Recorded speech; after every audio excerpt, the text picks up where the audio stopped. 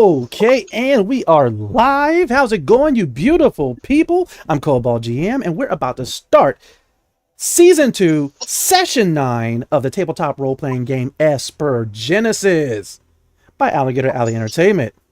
Before we begin, let me introduce my awesome players. We have the beautiful Dark Lovely.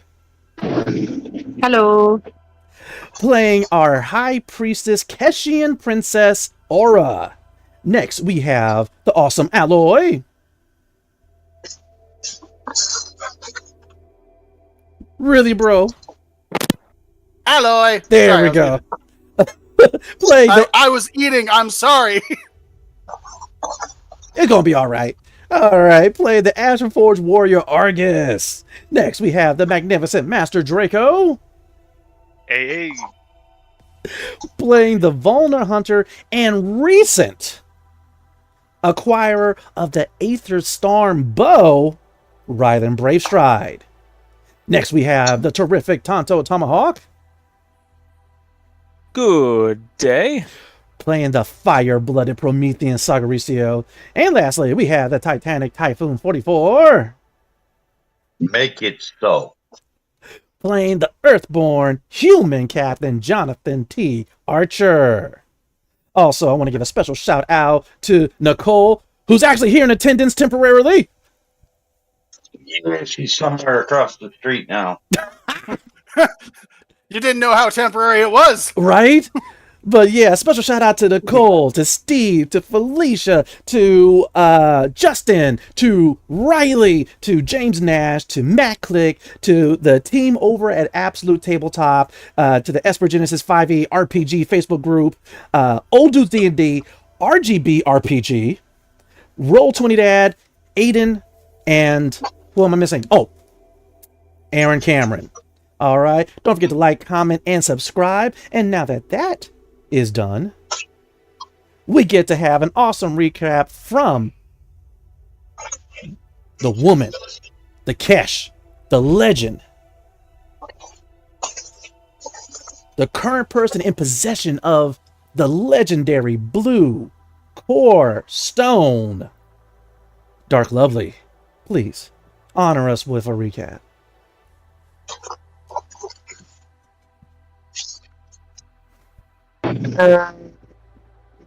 Shit, what happened? Yeah. If you want, I fought can a crack tree. at it. It's a fought a tree. It's all right. She got this. Memory like a steel trap. A very rusted steel trap. Go ahead. Hit us. Just do the best you can. We'll fill in the gaps. Don't worry about it. Alright, well, I remember we answered a bunch of riddles. Mm-hmm. We fought a thing that I don't think was supposed to technically die. Yes. Remus tried to sacrifice himself, Oh. but it didn't work out. Mm-hmm. Multiple times. Yeah. And then I got a blue core stone. Yes. All those things happened. All right. I'm going to toss you another inspiration, so you'll be starting off with 2. Who else would like to fill in the gap? So, Ray. Oh, go ahead, Tonto. I'll go ahead on this one. So, how it all started was we were at the top of this cliff, right? Mhm. The couple sessions back. Mhm. We looked at it, looked at some runes, did some mushrooms together, and jumped down. Because, that's what you do. Teamwork. Yay. You- The mushroom fall. You eat some mushrooms and take a leap of faith. Mm. What this ended up doing is we had some trippy psychic talk with the planet, Mm-hmm. and then we met a tree, and the tree started asking us questions, these riddles, and it asked all of us all these different questions, and then the tree turned into a giant 3-headed dragon. Mm-hmm. That was kind of neat. Oh, thank you. So we started beating the crap out of this dragon, right? That I wasn't used neat. a stick. He used a stick. We took off one of its heads. We took off one of its wings. This cat person tried to rodeo it. Ah, tried, he said. I'd like to point out he was rather successful in his goals. Ah. He was, but it still tried to fly away with him. Mm-hmm. And that's how it lost the wing. Yep. So while all of that's going on, while we're all fighting this ancient beast for this legendary weapon of Volna history, Mm-hmm. Captain's off in the woods. He's by himself. He's alone. Mm-hmm. But out of the corner of his eye, he sees them. Lorendi. Yeah. No, it's not Shia LaBeouf that he sees. Oh. Actual cannibal Shia LaBeouf. Just No. do it. No, instead he meets up with a bunch of Lorendi with their constructs, and they're scouring the forest. They're doing their thing, Mm-hmm. and so he does his sneaky thing. Mm-hmm. Blows up a couple of their constructs. Still trying to get back to the spaceport, but it's far off. Mm-hmm. Well, lo and behold, because he did such a good job as a lift driver for one of these beasts, it went and found him and gave him an Uber lift. Oh, Took him all the way to the yes. spaceport. This is true. So that way, he can make sure that the family was okay, the ship was all right, and then that's when we learned, well, the Lorendi are apparently invading the planet. Well, Mhm. that's not good. Not good at all. Meanwhile, in Meanwhilesville, we're still fighting this dragon, Mm-hmm. and we start answering its questions and its riddles. While it was pretty much in the throes of, death, it sounded like it was going to start regenerating, but we answered all of its questions. It's like, you know what, that's satisfactory, I like your gumption. Here you go. And then just disappears. Dissipates, magically. It's not And- dead. It's just dust in the wind now. Mm-hmm. Don't do that, we're going to get sued by Kansas. Hey, I think it takes more than a single line. You'd be surprised. I think. You never know with these record companies. They'll do anything for $1 these days. Definitely. Go ahead. But, Continue. at this point, Raylan got who's bestowed upon the Aether Stormbow, Yes. as we can hear the howls of the first hunt still trying to go through the grueling trials, where we just sort of skip that. Yeah. So while we're hearing the screams of this poor sap that's doing his best, I'll give the first hunt that they're doing their best. It's already done. Hunt's done. Sorry, go home. You lost. I'm sorry. And then an entrance magically appeared because things fell away. So Mm-hmm. our intrepid heroes, well, along with the help of Sir Carrie's Lot and Brooke, we went outside to meet up with the captain, who caught signal of Sir Carrie's Lot. Ah. Yes, indeedy. That is awesome. Thank you so much, Princess / High Priestess Aura. Thank you so much, Sagaristio. You guys are going to be starting off with 2 inspiration for this session. But with that recap on nice and fresh in our minds, and of course my dog choosing right now to bark. Work. All right. Quiet, puppies. Hush, puppy. After all of that, let us get into tonight's adventure of Esper Genesis. As the sun sets over the jungle planet of Val, casting an orange glow over the towering trees, the astral horizon hovers silently amidst the thick mists of a hidden swamp. Concealed by the natural cover of the terrain, the sleek starship remains undetected except by various barking cacklehounds. The sleek starship remains undetected by the invading Lorendi forces.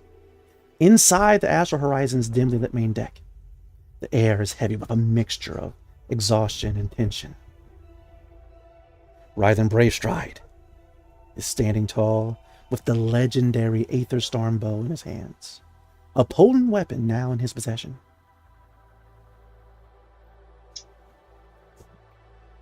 Princess, High Priestess Aura, the Kesh Adept,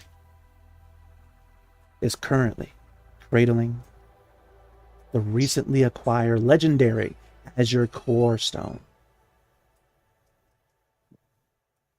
able to almost hear its whispers as it contains this link to the ethereal, to dimensions beyond.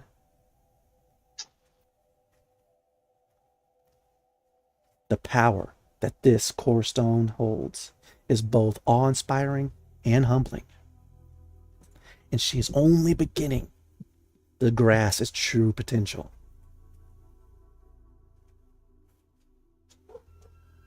In this dim light, the soft hum of the ship's engines provides a comforting rhythm amidst the unsettling silence. Captain Jonathan T. Archer stands at the ship's control panel, his eyes fixed on the view screen, surveying the surroundings for any sign of approaching danger.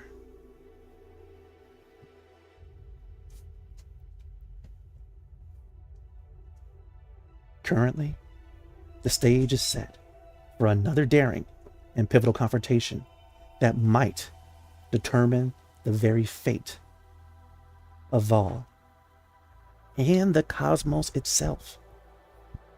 Right now, Aura Argus, Jonathan Archer, Sacaristio, and Bravestride stand united, prepared to embrace their destinies as champions of the jungle planet. Tell me, High Priestess Aura, you've had enough time for a long rest. Any lost HP has been restored. Any talent points or etc. has been restored. And you have been with the Azure Core Stone.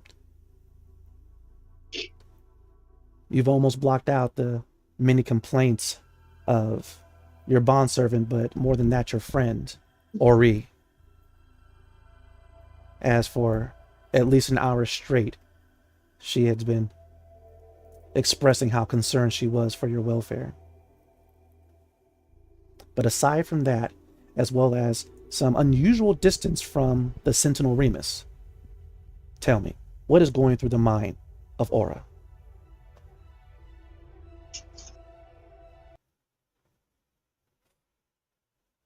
Well, we went to get that legendary weapon for a reason, so I imagine Aura is on standby, bracing for battle. Mm-hmm. Sounds good. Sounds good. Once again, Ori kind of interrupts your train of thought, and she is like, Your Grace, are you even listening to me? What were you thinking, consuming this mysterious substance, plunging into a pit, and going to battle against the very elements themselves? Sounds like a college party to me. Your Grace, I do not know what would happen if I've ever lost you. At least allow me to come along. If something horrible were to happen, it should happen to me as well.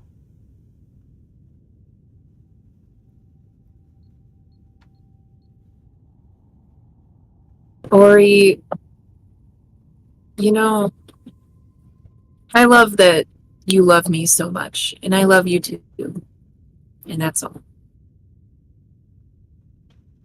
And with that, like a slight tear kind of wells up in her eye, and she flicks it away. She goes, and I thank you for that, Your Grace. And she kind of looks around.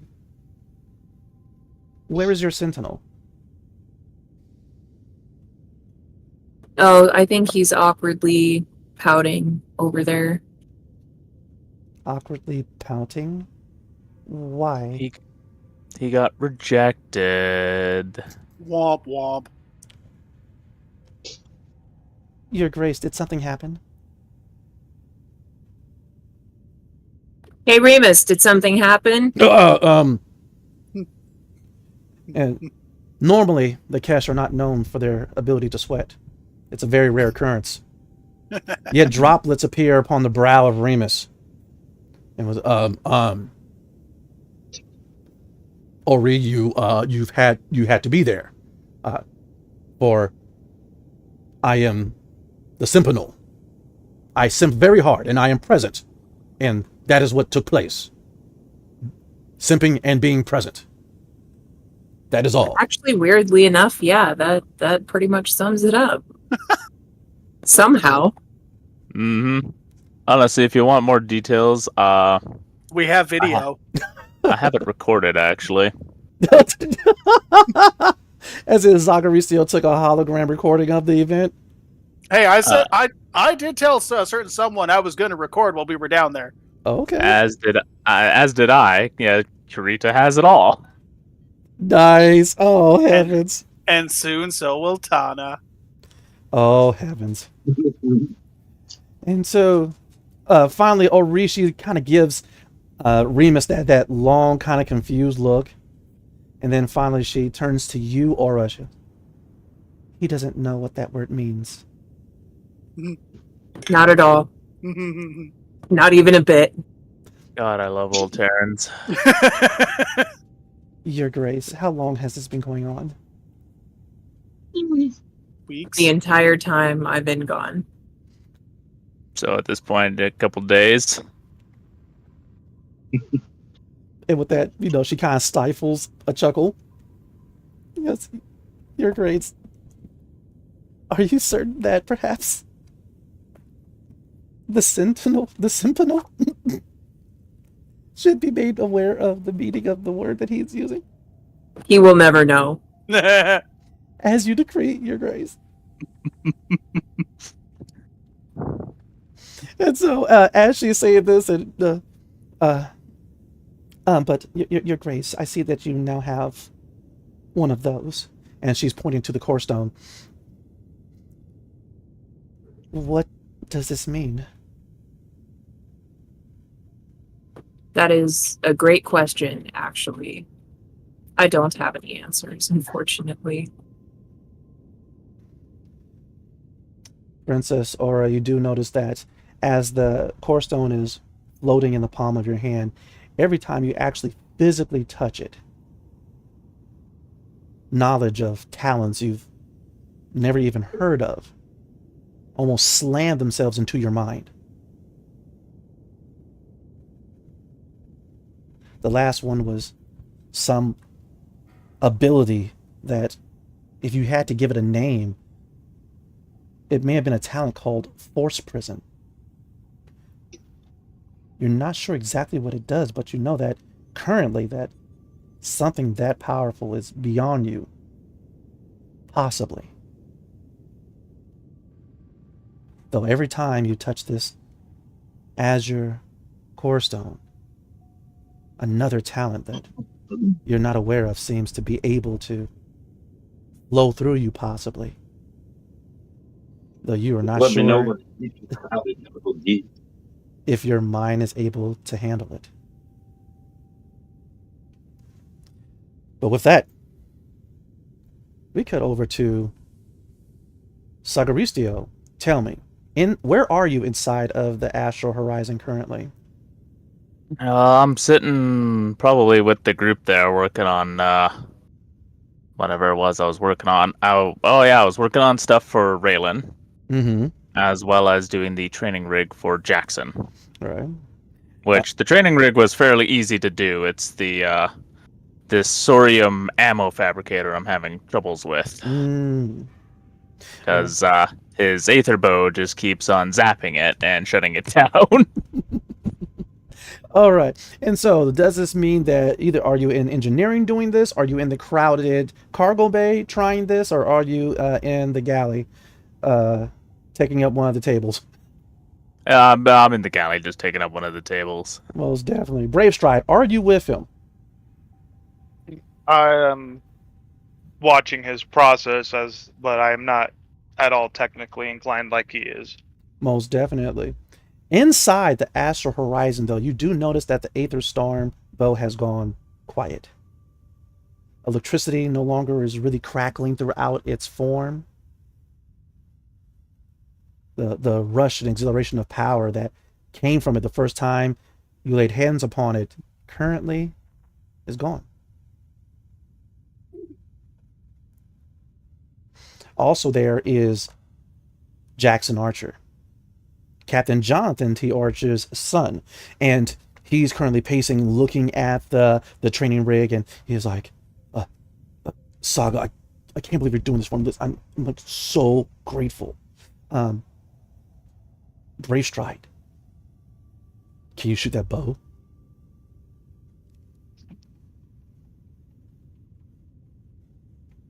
Once I get it figured out.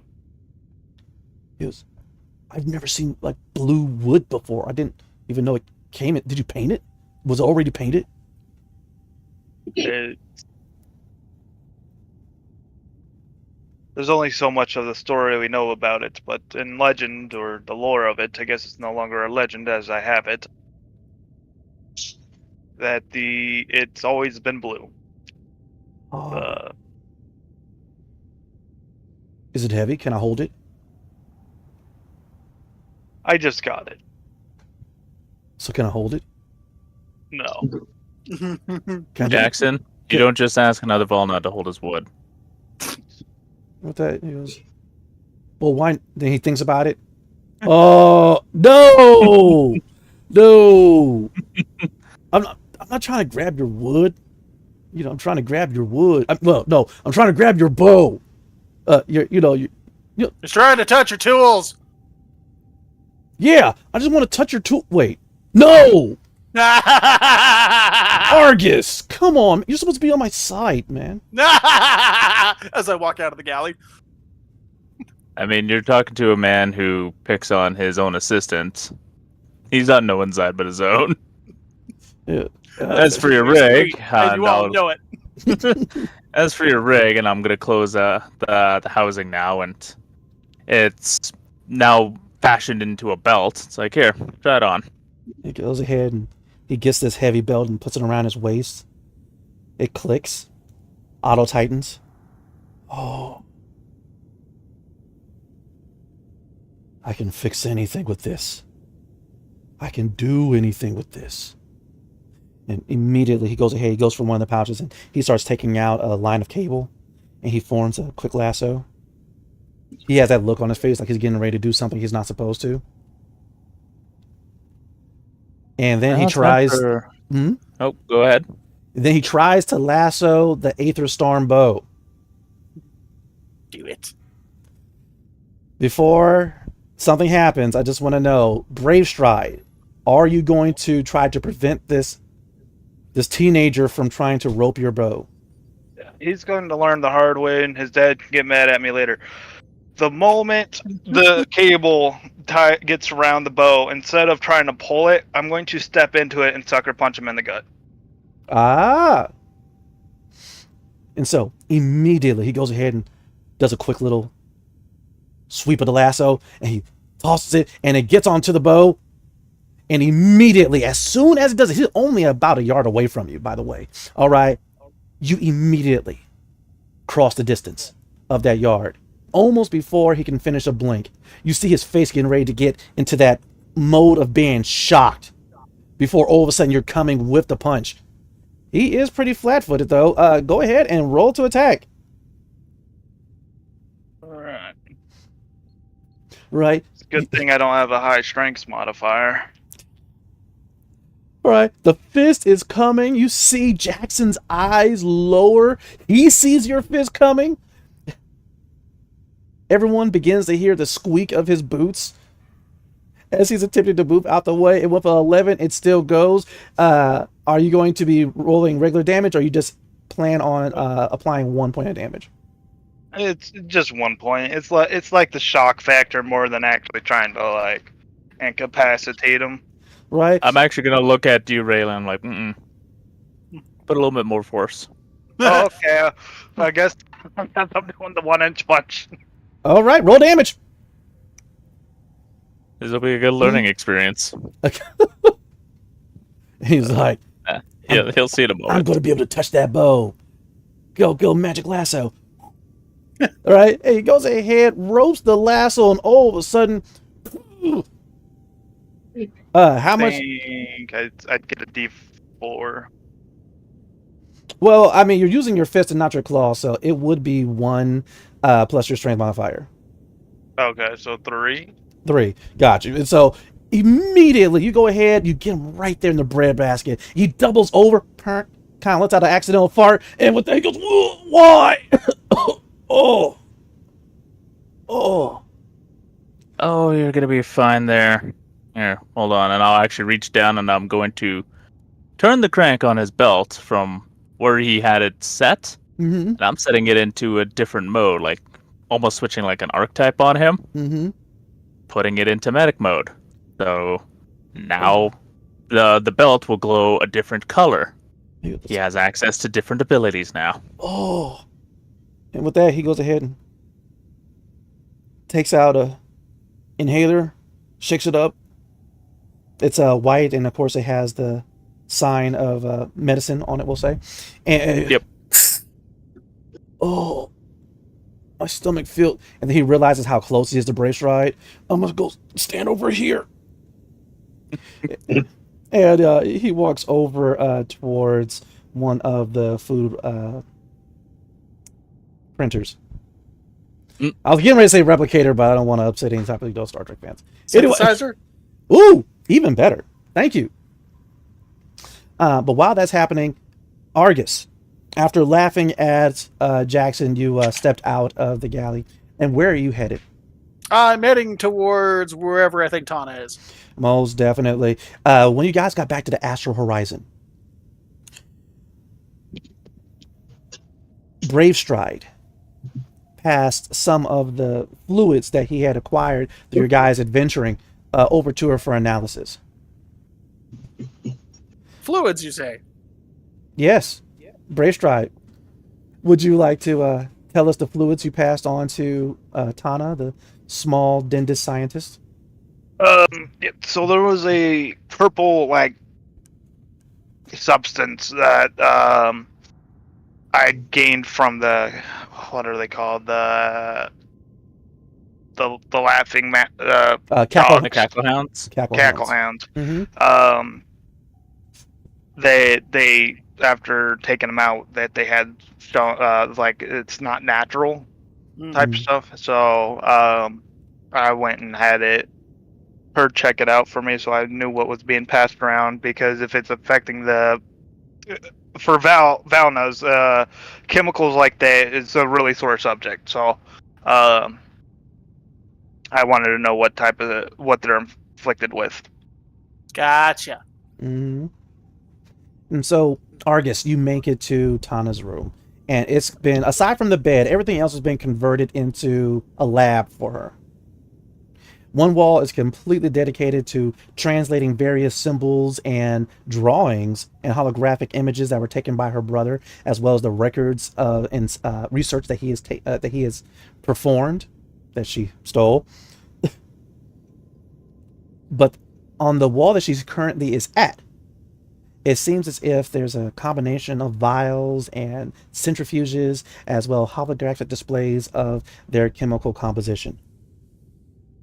And so she's currently sitting upon this little hovering chair and going through the data, sifting through it, going through multiple screens. You come in and she kind of shoots you a glance. She might be upset with you. You're not sure, unless you want to go ahead and roll insight to be certain. I'm fairly certain that she is. I didn't take her where I said we were going to go, but that's fine. Okay. And so with that, she goes, "You want something, Argy?" And she's going through the screens. You know what? I'll let you call me that this time because I did kind of back out of a promise, but I believe I have some footage for you. Footage? Yeah, I did tell you I was going to record when we were down in the labyrinth. Or wherever the hell we were. And with that, Tana goes ahead and hops off her little hovering stool. She walks up right to you. Her head is about to your waist. And she punches you in the thigh. You scared me. I couldn't contact you. You weren't responding to hails or comm links. All right, we couldn't track you. I understand. I'm not done thrashing you. Pick me up.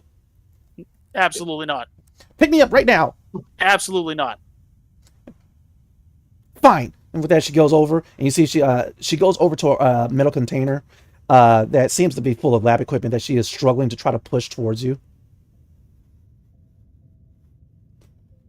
I'm just gonna like put a foot out to stop her from getting any closer to me with it. And so she's like, "Ugh." Bully. Use your words. You're better with those. So, you said you have footage I uploaded do. already. All right. I will go over and I will sync with her data pad and send her the footage I have from down there. Mm-hmm.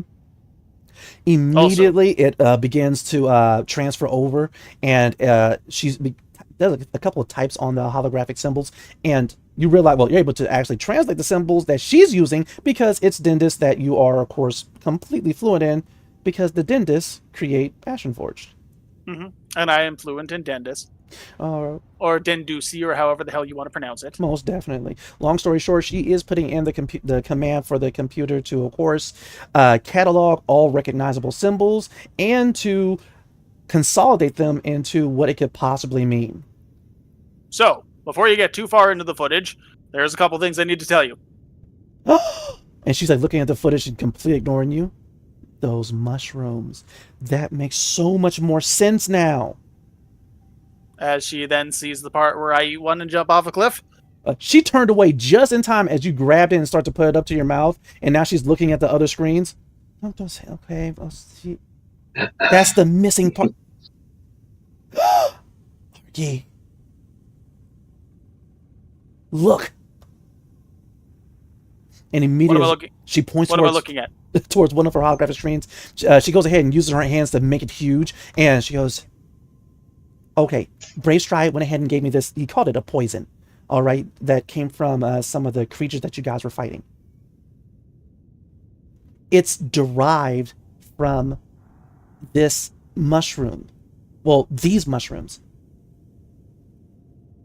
Wait a minute. So the animals are tripping balls. Sort of. It gets even better.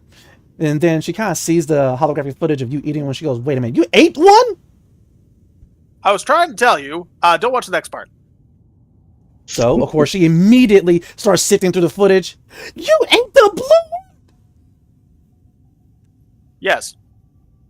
You can stop there. That's all that really happened. But then she kind of fast forwarded a little bit and jumped off a... I would like to point out, I was not the first, but I certainly was not the last. Are you cracked, Argus? Did you see any? I think I came out all right. Oh, since we're on this topic, you should skip ahead a little bit and see what we found down there. You know what? Later. I'm about to throw something at you. Are you sure? Yes. Are you sure? There's a three-headed tree dragon down there. There's a... Wait. What? I'm telling you. Yes. 300. I saw this. It was in my brother's notes. I think. And then with that, she goes over and she goes, yeah, even my computer's having problems with this, all right? Because we weren't expecting to go to slowly stepping out of but the room, this is and ancient she's Vol. going on and on. I need someone to be able to translate ancient Vol. All right, does Brave Strike... Argue? He left. He just smooth stepped out of... Argus, as you're in the hallway stepping away, all you hear from inside the room is... Argus! And at that point, I'm going to start walking away slightly faster, but still quiet, and I'm going to head towards our friendly lizard man, Nafkar. That sounds good. We will get to that in just a moment. Captain Jonathan T. Archer. Yep.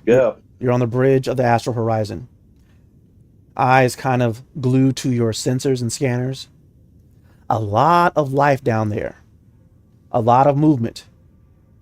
So far, no Lorendi, no drones. At the same time, since I've already got all the scanners and sensors active, trying to figure out how to unobtrusively backtrack where this signal jammer's coming from. Right. The door slides open. Your wife and first mate, Jane, enters. Captain, I've been going over these sensor readings and I see why they're so terrible. And Oh, immediately she goes ahead and she just swipes from her device over to one of the holographic screens in front of you. And with that, it's highlighting about 17 different points in the immediate vicinity of highly electromagnetic active rocks. hmm.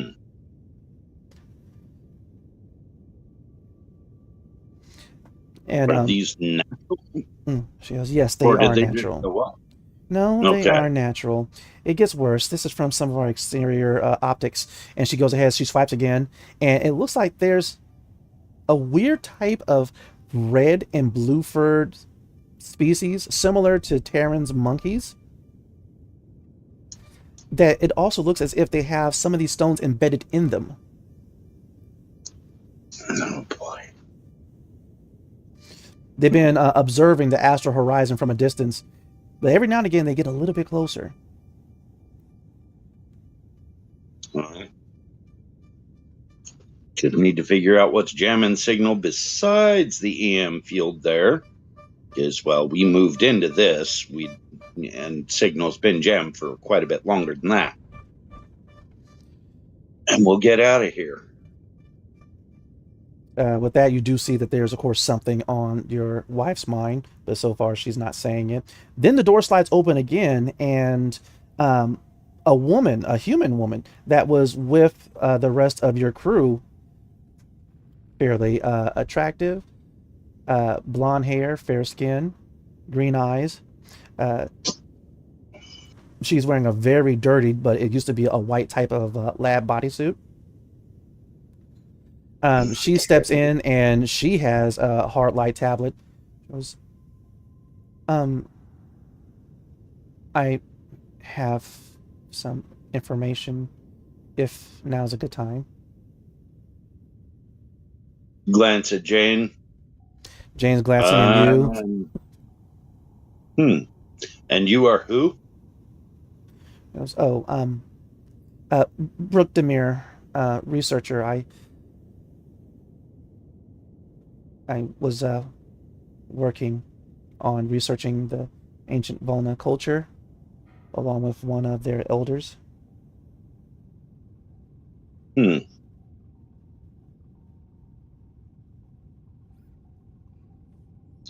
what's this information?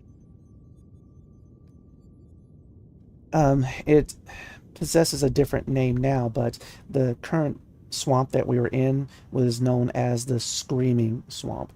Aside from local wildlife that screams and yells, especially when some type of intrusion is around, also there's the legend claims that it is full of hidden screaming.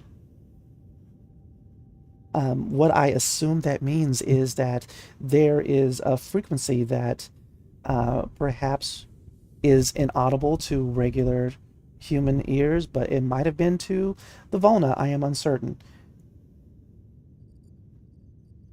Okay. Make a few quick adjustments on my terminal and broaden the frequency range for the scanning. You could definitely make the attempt. The DC is 18. Feel free to make your computer check. And with that, finally, as you are immediately typing on the holographic controls, Jane goes over. So, Brooke Demir, researcher, I wasn't expecting to see any more humans on Vol. You said you work with one of the Volna elders. Where is he? And with that, Brooke looks a little bit nervous. He's probably back at Gal Kahume, and we were separated, and I don't know. Well, right? I'm not picking anything up, but since you seem to know something about this stuff, why don't you search for a frequency range you think it might be in? There's terminal right over there. Point her over to a science station. Yes, sir. Captain. And she kind of cautiously steps away from Jane. Jane's eyeing her all the way there. Jane, you want to stay here with her? Maybe give her a hand, think of anything she didn't think? I need to go talk to our boys for a little bit. And our princess or high priestess or whatever the hell she is now. Because I think we're going to need some help. And they're the ones that are most likely to garner favors. Captain. With that, I walk. I don't even wait. I walk right out the door. All right. As you go ahead and you step off, she yells, "You need to talk to your daughter." We'll get to that. I know I need to talk to her. Muttered under my breath as I go down the hall. Most definitely. And you're going to be going to go to the galley to talk with the guys there, or where are you headed immediately? Galley does seem to be where the most of them are concentrated. Sounds good. All right. Do keep in mind I always track their comms, even on ship. I know where they are. Within the ship, you definitely are able to know where they are. As you step out the bridge and hit the hallway heading towards the galley, you do run across a sneaking Argus. Sneaking's a strong term. I take Mind it. lead on to the galley? We all have to. Sure, as long as it gets me further away from the personnel quarters. Oh, it's the short one bothering you again. She has questions now that I've shown her things. Let's go. Understood. And keep going towards the galley. Sounds great. While that's happening, Aura, though you have rested, though you have eaten some food, you could take another bite. Do you also head towards the galley, or do you send Ori to get you something to eat? I'll head to the galley. All right. As soon as you get up, Remus, he turns around. He's had his back to you this whole time, effectively facing a corner. But he turns. Your Grace, if there's something you need, I will fetch it for you. Ori kind of giggles. I appreciate the offer, but I also just need to stretch my legs for a bit. And with that, immediately, Remus begins rubbing his hands together. Which leg would you like for me to stretch first? By walking, Remus. I want to walk. Of course. Of course, that's what you mean. And with that, he stands up straight. He goes over to make sure to activate the door for you so you don't have to do so by walking towards it. All you hear is muffled chuckles coming from Ori as you're stepping out and heading towards the galley. But with that, everyone is at the galley. Tell me, what do you guys do? What do you guys talk about? Aura, you were there last. Captain, you see this. Tell me, what do you do? How do you address your crew? When I step into the galley and I take stock of who and all's doing what and or where. Mm-hmm. I'm assuming somewhere in that interval is when the princess steps in. Definitely. An acknowledgement to her and kind of signal to come over to the table. Mm-hmm. Step up to the table and we got a problem, people. One that I know I can't deal with on my own, other than to cut and run. Don't rightly think that'd be fair to you, not entirely. So I'm willing to entertain ideas. As to this problem, I'm sure some of you are aware of the invasion going on. And with that, I'll activate my hollow emitter and, show the footage of the man-sized bot coming out of the pillar. Ah, most definitely. Yes. They're definitely a Lorendi design. What do you guys do? Would I be able to roll an insight test or some other intelligence test to see what Lorendi tactics are, as the Dendis and the Ashenforged have a long history of conflict with these people? Ooh. I wouldn't go insight, but if you would like to make an intelligence check, of course you can. As for which skill might you try?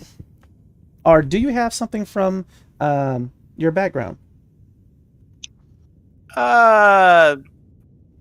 Technically, no, because there's no real military skills or anything like that. Mm-hmm. And I don't have any lores associated with it. And I'm not trained in xenobiology or anything, so... Right. But you're right. But you wouldn't know this, so feel free to go ahead, roll your intelligence, but add your proficiency bonus. Okay. +4. I got 12. Oh, nice. So, with a 12, looking at the footage provided by Jonathan Archer from his encounter with their machines, yes, you are aware of this tactic, though not on the scale of a planet. But their usual tactic is, of course, to jam communications, leaving a target or territory, and to drop in stealth machines that will set up larger machines called materializers. And materializers are able to produce man-sized robots 2 at a time. While after it sets out to make at least 10 of those, then it will slowly be able to produce a large size, heavily armored, hardened war machine. But I'm assuming they usually follow a pattern when it comes to deploying these devices, right? It's not just willy-nilly. You're right. Typically, they Okay. try to surround very important points of interest. Okay. I will relay this information to the group, but I also want to reach out to Brave Strike to see if he can contact any of his clans and see if they can coordinate any other locations of these stealth spots, these stealth production areas, so that we can at least get to figure out what the layout would be. The good news is the materializers themselves are not stealthy. The bad news is that until the invasion takes place, though, there is another device located that produces a force field, not to really keep anything in or out, but it will obstruct sensors and also optics. Yes, but we've had people on the ground during this great hunt, no? This is true. So therefore, if the Valna are able to report back, they can tell us the locations of these things, and we can effectively triangulate locations and figure out what their targets are. Agreed. I'm not saying that you can't. Just providing more information. Okay. But yes, I would like to relay that information to the group, as well as ask Raylan to reach out to his people to see if we can find more of these locations and see where they're targeting specifically. Lastly, with a 12, you would know this. Seeing as how they have not started orbital bombardment yet, they have some business on the surface of this planet. But once that business is over, the orbital bombardment will begin, and then they will warp out. I'm assuming they have targeting beacons for what they're bombing, or is that based on the locations of the fields and whatnot? Yeah, typically, once they have the surrounding points of interest conquered or dominated, they blow it apart from orbit just as an extra FU before they take off. Okay, then we need to identify the targets that they're after and intercept. Mm-hmm. And I will relay that to the group. Okay. Brave Stride.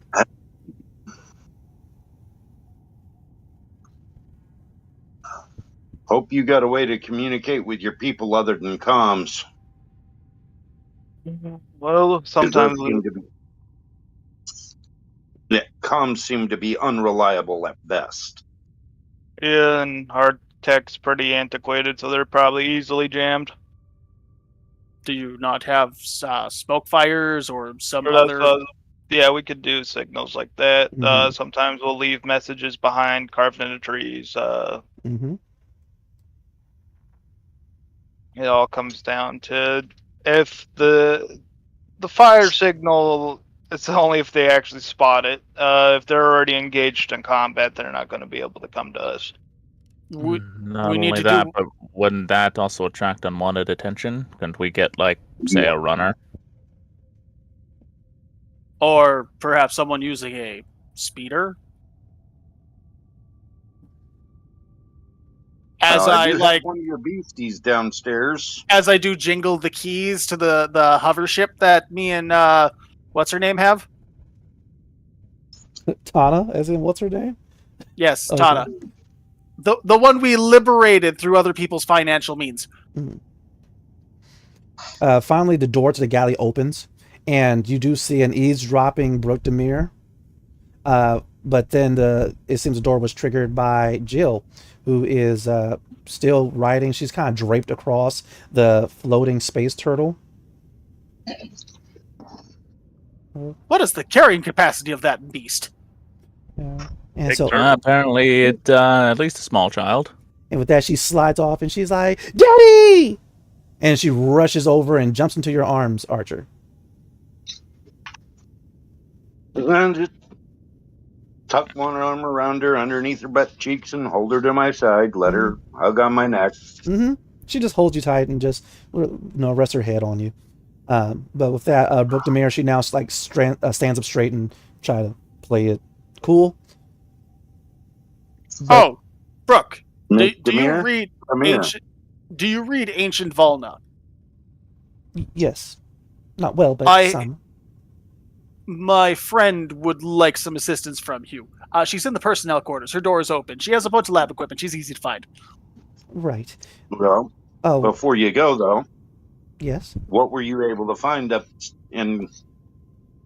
at that science terminal on the bridge? Oh, some interesting things, as a matter of fact. So, these primates, they are able to detect electromagnetic fields, even that of other creatures. It's part of their bond that they have with the area. And so when they do detect someone or threats, they begin to howl and scream.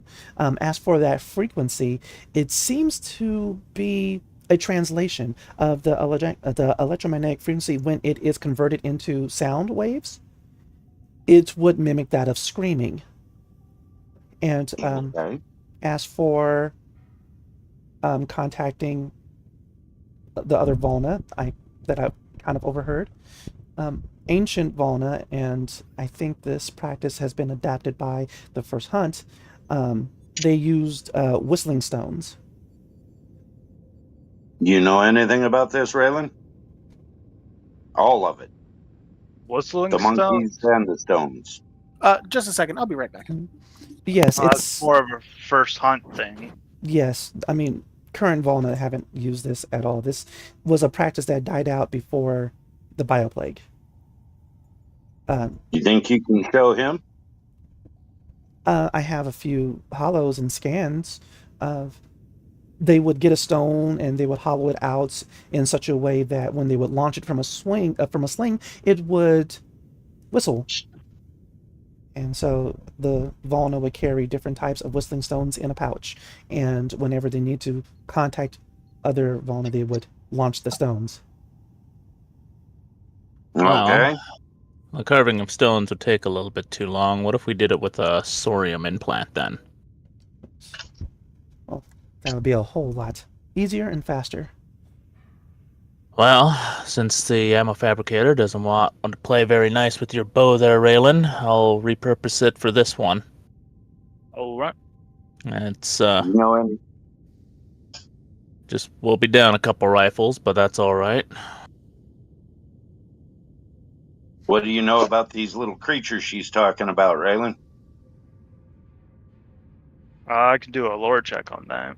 Most definitely. And you're able to do Or it with it. xenobiology. You're able to do it with advantage. You know that these things are you know these things pretty well. They're mostly, well, the small ones anyway are annoyances. more than anything else. And pretty much the Volna, whatever territory they claim, they pretty much let them have it. Jesus. Well, now. He knows everything about them. What happened? I didn't see the die roll. Let me see. Oh, is that a crit? Wow. He'll even know how many hairs are on their baboony ass cheeks. So, long story short, these things are called magnapes. So original, right? Anyway, but yeah, they are effectively very similar and equivalent to Earth, apes, and gorillas, as a matter of fact, because there's not different types. There's just one type, and they slowly grow to large size over time.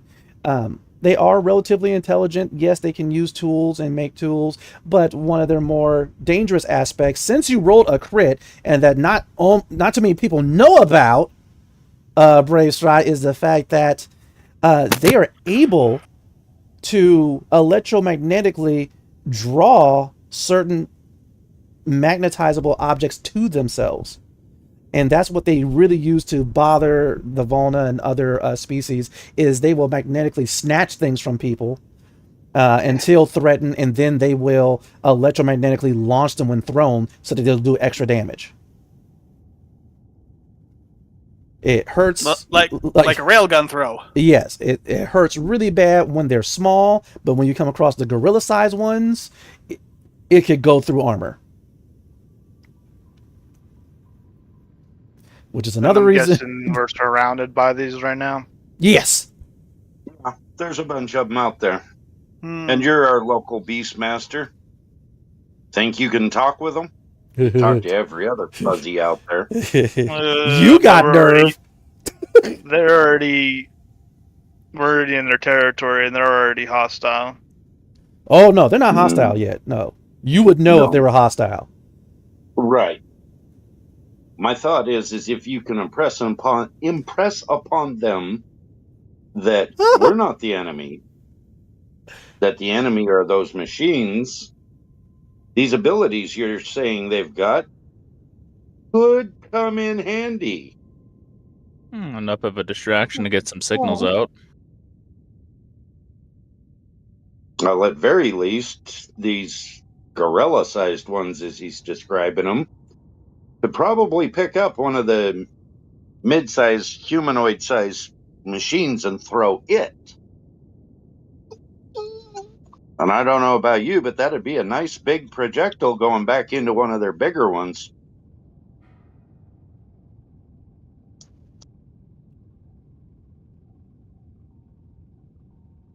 Just a thought. Mm-hmm. Well, it's not like we can rely on all of them to be able to help us, but, even a small group just to add a bit of disruption would slow the Lorendi down. Gives me some time to recalibrate for your Sorium Whistle Stones. Also, I like the plan. I don't like my persuasion score. Quick interrupt. Sagaristio, you have received a few text messages from Karita. One is pretty old, and it's pretty much asking if you have any more of those shrooms left.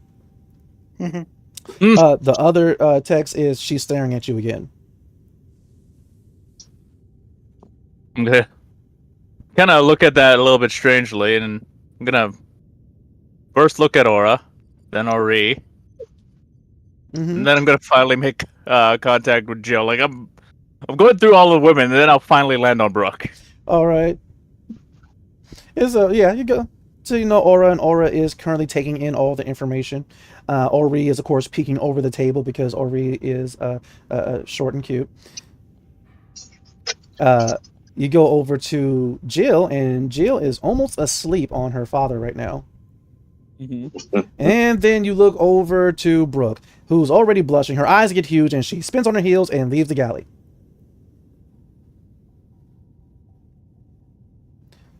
You have received another text from Karita. Someone's got a crush on you.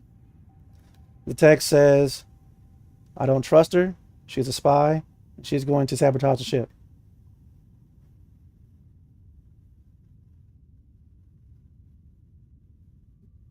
I'm going to send a message back. I'm like, you don't trust any woman on this ship. She texts back, I really don't trust her because her hair is stupid.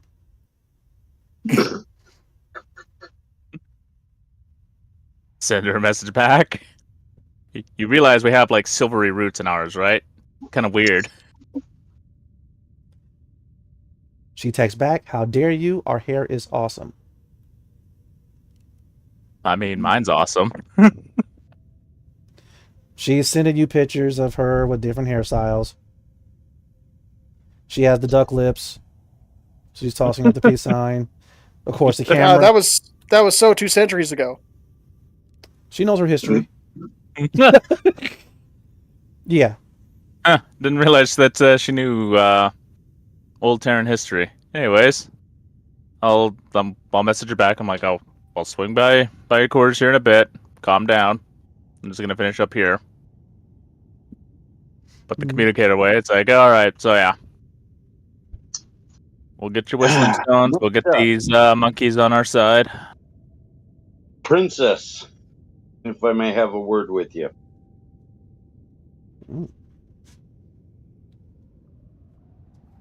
What's up? If we can get a signal through, how quickly do you think dear old daddy can get some ships here?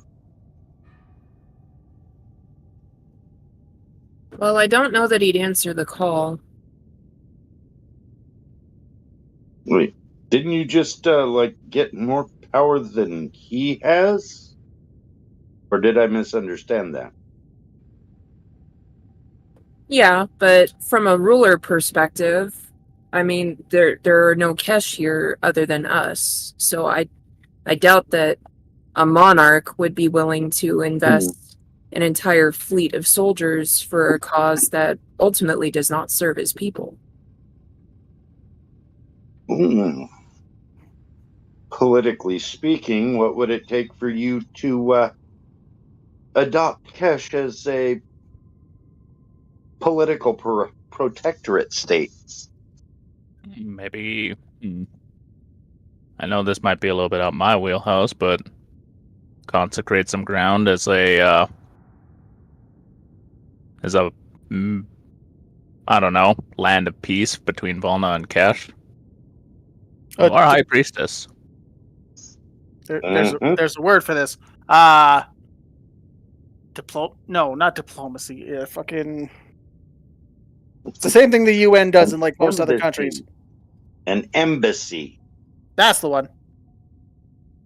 Aura, Establish embassy. you do see Ori as she's like mulling it over, and she looks at you and she gives you the nod. Do the thing. Do the thing. The nod mostly Aura, since you and Ori are tight. You know that nod means that she's not telling you what to do, but she is telling you that there is discreetly that there is some merit to what they're talking about. Of course, Ori would know all the ins and outs politically about how that would go across, but Well, I can't say I have the power for this, but we do offer, or we could offer, a specialized group warriors from the Valna, as we have different training than Kesh does. And Yeah, and I don't know why you say you wouldn't have the power to do it. You're already attached to the princess, aren't you? I'm talking more on Valna's side. I'm nothing close to the alphas. Don't need to be. You are a liaison to her. Not only that, but I think you, having the Aether Stormbow, you're no longer... Kind of gives you some leverage. I wouldn't even go as far as calling you Alpha. You went a level beyond them. As well as already having the pride and respect of many of your peers. That's right. the PA system chirps. Captain, we have an incoming on optics. It's a flying beast. There's a Volna riding it. They're both been heavily wounded. They're getting ready to... Collision imminent. All of a sudden you guys hear... as you hear something hit and bounce off of the hull of the astral horizon. What the hell kind of noise was that? Anyone with medical training, let's go. All right, Jackson, let's put that to work. Even through the thick hull of the astral horizon, you are all able to hear the screams of the magnates outside. Yeah, I'm definitely not a medic. All right. Who is going to the loading ramp? Who is going on this expedition? Well, that's my I'm uncle. headed to the loading ramp, and as I'm heading that way, I'm yelling over my shoulder at Raylan, "This is your shot." I believe I am on the expedition team. You've been I'll voluntold. head, yeah, I'll head for the loading ramp since I've got medical training, and this will be a good chance for Jackson too. Right. Yep. And immediately, just like, wait, you want me to come along? I get to see. Awesome. This is so Nova. The only way you're gonna find out what kind of engineer you are is if you get into the thick of it. Into the thick of it. He goes like that. He goes ahead. He nods. Yeah. And with that, he adjusts his training, engineering rig belt to medical mode. So then the better question is, who is not going? Dropping Jill in a room on the way. Right. Hi, sweetie. This is supply closet. Stay here. All right. And so you go ahead and you actually catch up with Balo, aka Free, on the way to the ramp. You do kind of have to peel Jill off of you to hand to him, and he gives you the nod. He knows immediately what to do. He's been caring for her for a while now. But with that, Daddy's got to go to work, baby, and out down the ramp I go. she is giving you the sad face with the hands outstretched towards you, though. Of course. It does tug on the heartstrings a bit. Yeah. But with that, But for her own protection that I got to go. of course, you guys heroically and in slow motion begin to head towards the loading ramp. Aura, flanked by the shorter Ori and the Simpanal Remus. Archer, Argus, Brave Stride, Sagaristio, Jackson. Unfortunately, all of you have left the sleeping Umbra in the galley that's still curled up around an empty pot of gumbo. That's fine. We don't need to scare the monkeys. As you guys head over towards the loading ramp, but before it lowers, immediately Nathkar is there. He goes, "Why do I have to share all this space with this creature and this huge egg?" Because I said so for the moment. Step outside with us. You can drag a body back too.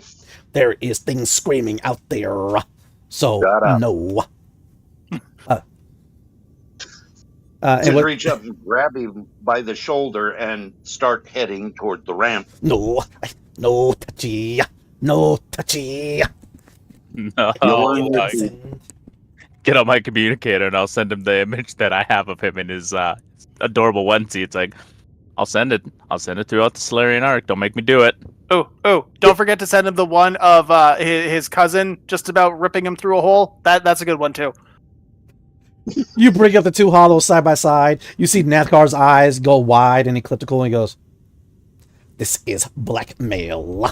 As he's like getting his gear on. You Terrans are mean. Where I come from, this is called enforcement through material. Material motivation. That's And a better Terrence. Terrence, how dare you, Nathkar? I thought you were better than this. I didn't realize you were a speciest. It is not my fault that you all are, how do you say, anus holes. Oh, so just because I look like a Terran, I'm an anus. So hearing this? Yes, you are. I'm gonna add that to the list of things I'm gonna have to send through. As you guys are getting ready to lower the ramp, you do see Lower the Arcade. lamp. Yes, lower the lamps. You see Arcadicus across the way, and yes, Cynthia's egg is taking up half of the cargo bay. It's had to have been turned sideways now. And Arcadicus is near the top of it, on the other side of the cargo bay, currently waving his arms, trying to keep a somewhat panicked Glog, these large, four-armed, striped, furried beasts that I believe they possess horns, actually, that currently it looks a little bit panicked. Anyone else curious how much breakfast that one egg's gonna make? Across the... How dare you! This is not egg, you thief! He says in lingo, and so that's what he says to himself, but to the rest of you guys, he is like, Upon the council es toko etit and kum taposik. I'm the only one that apparently might understand, because I'm not sure who else knows lingo. Oh, I definitely don't. Sagarishtail, you got a text from Karita. It's a lot of laughing emojis. You know, the old man may be crazy, but at least he's hilarious. And Karita replies, break the egg. That is next on our agenda. Hate to say it, NASCAR, but you're right about that. Ah, anus holes. I knew I got it right. I'm not an anus hole. I'm the whole anus. Get over it. Let's go. All right, and he's following with you, completely perplexed by what that means. The only problem is, if you guys open up the ramp right now, you don't know what the Glog that's in the cargo bay is going to do, because it's currently pacing. It sees you guys. It goes ahead. It lets out a roar, and then the screaming outside of the Astral Horizon also increases. You also hear hard thuds, but it's not against the Astral Horizon. Okay. I am curious as to what they are thudding against, though. I'll go handle the You block guys real go. quick. I'm going to settle the good guy down here. And seeing as, he kind of had some history with me, I'll go to the glove. Okay, so we have Archer and Brave Stride going to the Glog, and it's just going back and forth. As remember, you guys effectively come to its crotch, but it looks at you, Archer. It kind of roars, not like to scare you, just like it's a type of complaint almost. Thank you. Come here. Come here. And it goes over to the side, and it hits the wall of the cargo bay. Brave Stride, what are you doing? Well, I know the Glogs, depending if it's the one that we transported in or not, usually understand Valna. Because that's how they're trained. But what do you do? Bloody horny monkeys. So I'll start talking to it, and its commands that it should know, and gently, remind it that it's safe. Okay. Not convinced. If I recall, doesn't your species have something that would help with this? You're talking about my emotion thing? Yeah. Oh. I can gauge a creature, use an insight to gauge their emotional stuff and all that. Okay. This is true.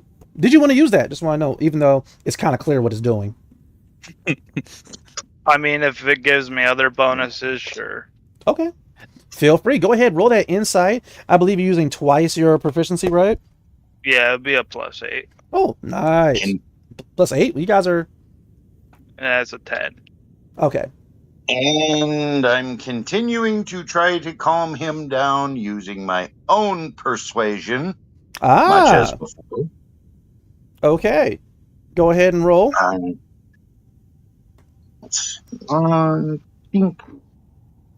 Well, now. Between the two of you, you both manage to calm the Glog. This Glog is basically Archers at this point. Right? Isn't that like the second nat 20 against this thing? Yes, it is. All right. Thank you for keeping track of that. Well, he's only had to do 2 rolls against him. Both of them have been masterful. Right? Man. It's going to be his other child. Right. But yes, with that, you guys get to calm down. It gets down on, I was going to say all 4s, but it has 4 arms, so all 6s. And it kind of lays on its side. It is still upset. But it wants belly rubs. Yes. Brave Stride. I'll let Archer do that. It's Yeah. his animal. I You're, have monkeys to go talk to. there it is. You guys have calmed the Glog. All right. Is anyone staying with the Glog before we continue? Yeah. Uh, I'll stay with it for a little bit. Okay, so Archer, you're going to stay with the Glog. Brave Stride, you return to the expeditionary group. Remus, he goes ahead and tells you, perhaps we should slay it and eat it. The protein would help. Keep a civil tongue in your mouth. It That was is only a it was only a suggestion. Well, I think the captain's suggesting he shut the fuck up. Agreed. Well, if I Wait, remember right. that is what there that was a means? vow note riding on a flying creature. I'm pretty sure that's my uncle. I need to get out there. Simple. Yep, that's what I was saying. Go talk to the monkeys.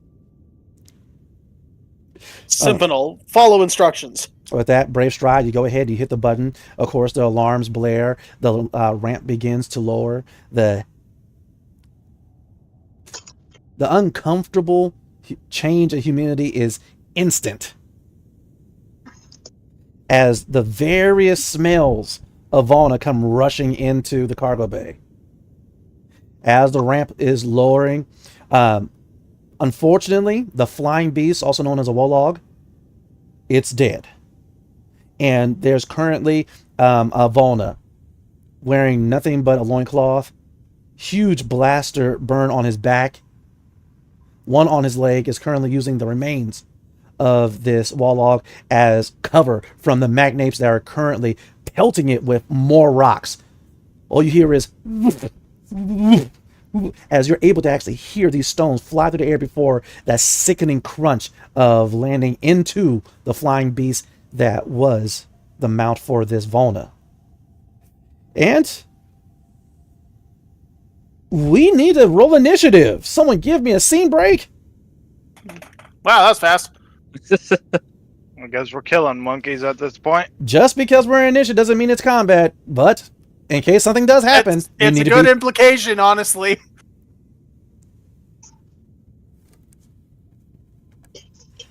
We're at war with Lerndy, but here's some monkeys. Hey, we might be able to get the monkeys on our side. We just have to lead them into the situation where they fight the Lorendi, and then they're not our problem anymore. You have a point. It's called strategize. I got an 8.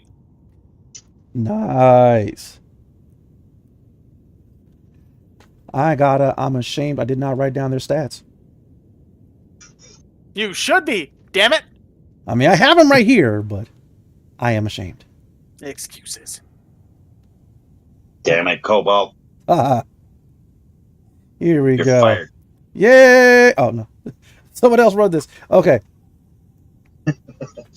Okay. I do not see a archer roll. Ha! You're fired! No, that's... Yeah, I was still inside the ship, remember? This is true, but Wasn't you may jump in later, so I need your... Okay. Yeah, my understanding was he said everyone roll initiative. This is true. This is true. You hear that, people at home? Roll initiative. Yes. Oh, yeah. Please, put it in the comments. Don't Oh, forget God. to like, subscribe, and obey. And obey. Oh, wow. I wish that worked. All right, we got 13 here. Okay. And since Archer is going to be inside the ship, Archer, if you can, you're going to keep track of initiative for us. Is that cool with you? Come on, why are you Oh, slacking? Let's see. Got the apes at 16. Uh-huh. Aura's at 15. Yeah, Aura, and then Brave Stride, Rowan. Oh, he and got then it. He got Alloy, it. and Tonto. Yeah. Uno momento. Mhm. I didn't have anything to write this down. Thank you. Starting off with the magnates. Once again, they are still flinging these stones at high speeds at the creature, attempting to also quell the slight movement coming from its rider. Brave Stride, even from the ramp, you're able to see that that is not a Volna that you recognize. And given the fact that he's wearing nothing but a loincloth and the various straps on his forearm and legs and whatnot, you could definitely tell he is from the first hunt. Okay. All right. But that is the Nape's turn. Who is next, Archer? That would be the princess. Remus immediately materializes his shield. High Priestess, stay close. Ori, you are useless.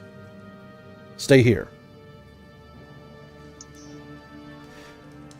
And with that, Ori looks at him. Sentinel Remus, you did not order me around. And Ori looks to you, Aura. It is your call. Do you want Ori to come along, or to have her stay aboard the Astral Horizon?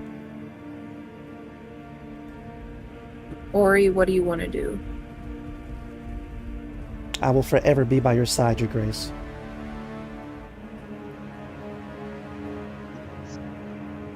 All right, we've left you behind enough. And so, with that, immediately she pulls something out of her robes, and it is a small blaster pistol. Yeah. Aura, what do you do? Verify can I see? All right. So what you see right now, down the ramp and about 15 feet away, is unfortunately a whole lot of thick mud, along with a few sprigs of bushes and whatnot coming out of it. And you do see a tigerish-like creature, but it seems to have wings along its forelegs similar to that of a large bat. This thing is huge, enough for any medium-sized creature to ride, and that medium-sized creature, that Volna, is currently also lying on his side, sinking into the mud, but at the same time making sure to keep his head out of it so that he can still breathe. Another rock sickeningly crunches into the ribcage of this large beast. You hear the screams and howls of the magnates outside. Within a single move, you're able to reach them, but you will be putting your life in danger somewhat. What do you do? So, just to clarify, the magnates approximately, like, can I see them, or do I just hear them? You just hear them, you don't see them.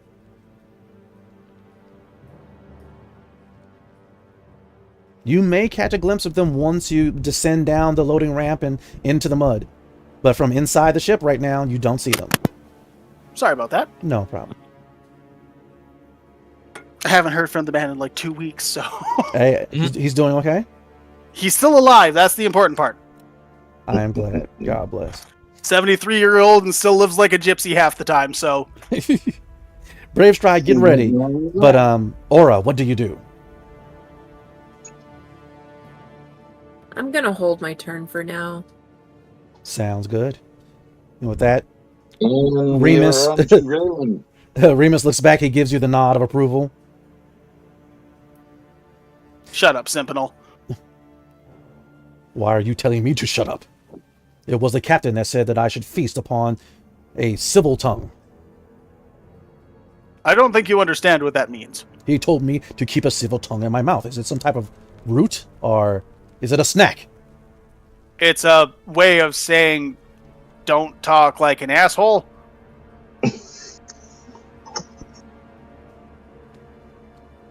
And with that, he ponders what you're saying, and then finally, Nathgar. Oh my god.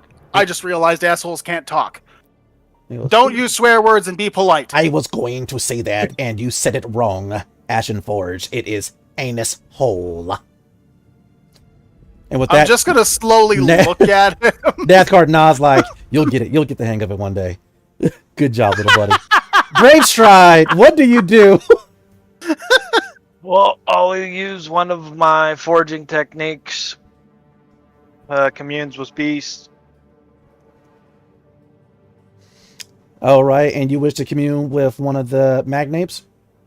Well, it's the language I'm going to. Well, that's what I'm going to do. I don't particularly know which one's leading them, or.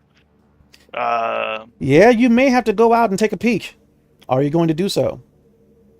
That's what I was going to do, but I'm going to be smart about it and talk to them in their language and let them know. Try to do my best that we're just trying to survive like you guys are. We aren't a threat. There's a bigger threat. We have a common enemy that is pushing us into your territory. We don't want to be here as much as you don't want us to be here. All right. Here's the situation. As you're coming out and attempting to speak their language, it'll be just a regular persuasion check for you if you just say it like that. I will give you advantage if you make monkey sounds, though. Why do you make me? The choice is yours. Dumb as shit. The choice is yours. Can I proxy for him? No, you cannot. All right. Damn it! Ooh, ah, ah. There you go. That's all you're getting. You will get a +2. All right. Go for it. No, you said if I didn't do it, I have normal roll. If You I did it, you are advantage. right. You are right. Even though it wasn't good, you are right. All right. Go ahead and roll with advantage with your ah. All right. That was some weak ass monkey sauce right there, It bro. was, but I'm going to say that Brave Stride actually did it just like that. Like, he so hates these things. All right. You didn't set clear enough terms. You didn't even say he had. This to is true. good. That's why he gets the advantage. Go ahead. Roll your persuasion with advantage. Dear Lord.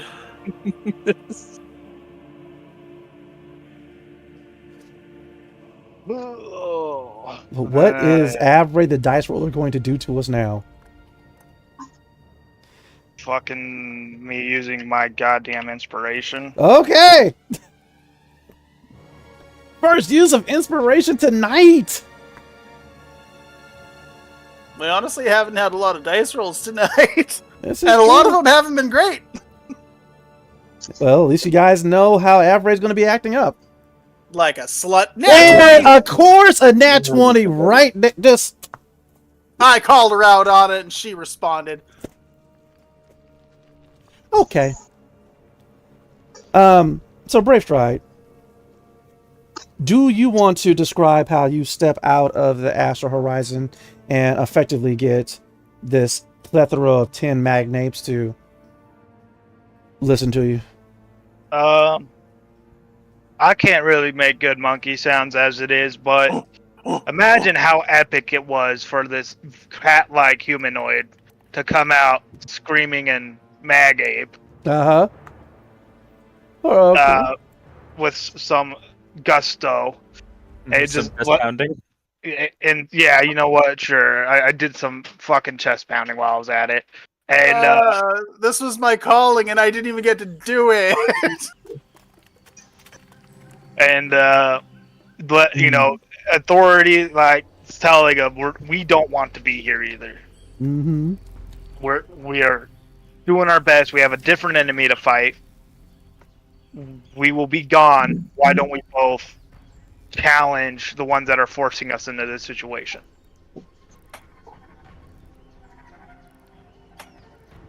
So with that, the smaller ones, they all look towards pretty much a dark spot in the swamp. Then immediately, something huge leaps up from the dark bush, swings upon a heavy branch, and splashes in the mud in front of the downed winged mount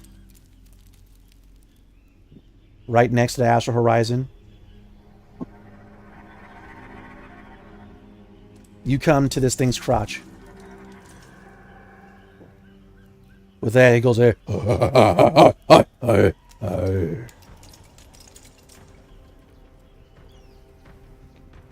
And it just sits. And it uses its pretty large finger to kind of push the mount and the surviving Volna towards you. I'm going to look over at my party, make sure they're good, and then I will get the Valna first. I believe he said the mount was dead, so... So you go ahead, you grab him. I'm assuming you're bringing him back onto the ramp, correct? Yep. I'll put him in front of Sagaricio, and I'll turn back to the Magape. He's mostly red, but he has a few splotches of blue fur. And so with that, he kind of goes ahead and he beats his chest twice. And he makes this groove in the mud. And effectively, you think you know what that means. You might be wrong. I did get a nat 20 on my lore check on them earlier, so... Ah, this is true. Thank you for reminding me. But long story short, he's expecting a gift. He gave you a gift. He's expecting a gift. What would be a befitting gift? Something food or something shiny.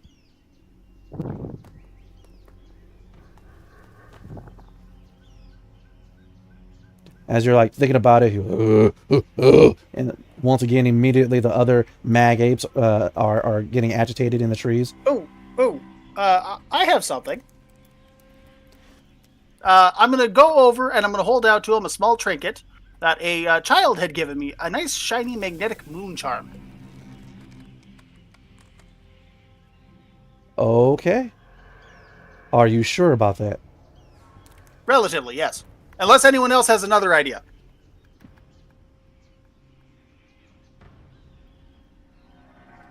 It seems... Oh? Just, you know what? Go for it.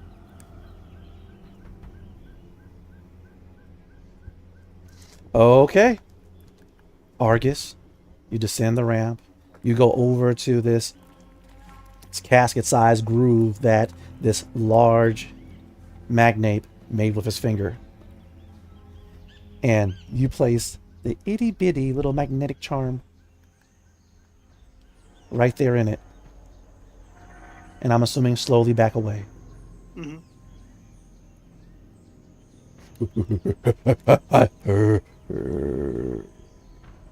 As he leans over and he looks at the itty-bitty thing. He kind of puts his finger over the groove, and immediately it flies up and attaches to it. And he turns his huge hand around and he looks at it. He sniffs it.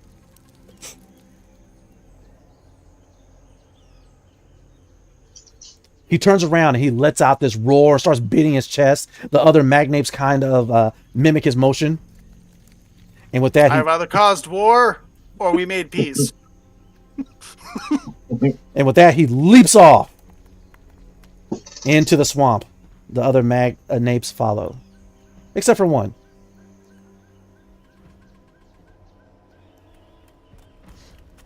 I did good.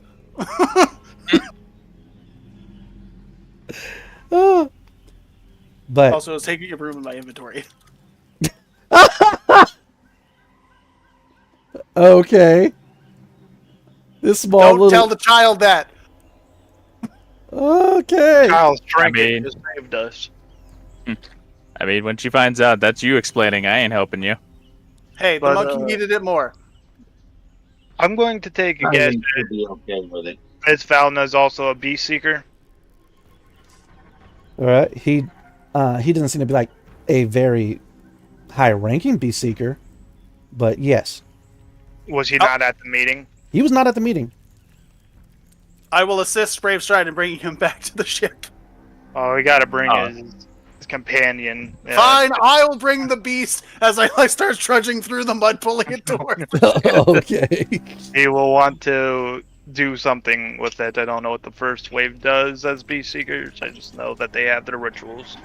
This is true. Get to the dock of the ship and be like, "Oh, this thing's heavy." It really is. All right, but with that, you're able to, of course, bring what's left of the mount back into the astral horizon. The loading ramp closes. Archer, as soon as the screaming kind of stopped, you did notice that your Glog got a lot calmer. Get up, scratch him behind the ear. Say, I got work to do. Behave. Ooh. Walk away. You rejoin your group. They brought back the Volna. He is not in good shape. And his Wolog. A creature looks very similar to, effectively, kind of a dingy golden tiger, except that it has these bat-like leathery wings that stretch from the tip of its forepaws to the middle portion of its torso. You realize those, you don't know what damage is worse. The blaster marks on it are the impaled stones. Sagaricio, you said you and Jackson were going to tend medically to the Volna, correct? This will be part of his training. He should have access to like mend and stuff for his first level stuff. Most And medic. definitely. And so with that, he's sitting here, he's like watching you, and then he's like, oh, so if I use the rig, it will generate the Sorium implements for a medkit, right? That is correct. You'll actually have access to something that's going to be a little bit more potent than what I've got right now. Oh, And cool. I'm staying in the background, out of sight, out of mind, just watching and grinning. Good old dad move. Also recording. Mm. Good old dad move. With Jackson's help, go ahead and make your roll, Sagaricio, with advantage.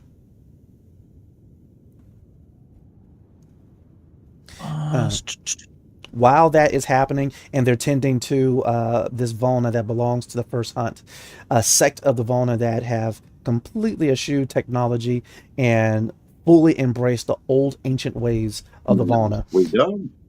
That would be 20. Not a nat 20, but a 20. A dirty 20, if you would. Nice. Before I continue on with that, Argus, are you doing anything? Mostly just trying to get the big beast parts back in the ship. All right, you've definitely done so. I'm not going to have you make ridiculous strength checks. You will do so when you do so. The real issue is that once you have brought that beast inside, it seems to have alerted the Glog. The Glog is now, it's rolled onto its 4 arms and its 2 legs, and it's licking its chops. Well, Archer's kind of busy, so I'm just going to stand between it and its potential food and stare menacingly at it. I will not say anything. I will try to let my natural presence intimidate the beast. Feel free to roll your intimidate. That I would like to see the result of. While that's happening, Archer, you said that you were recording, correct? Yep. All right. This little recording's getting forwarded to Jane. Mm. Oh, thank God! I am actually proficient in intimidation. It's not a negative. Aura, what are you doing while all of this is happening?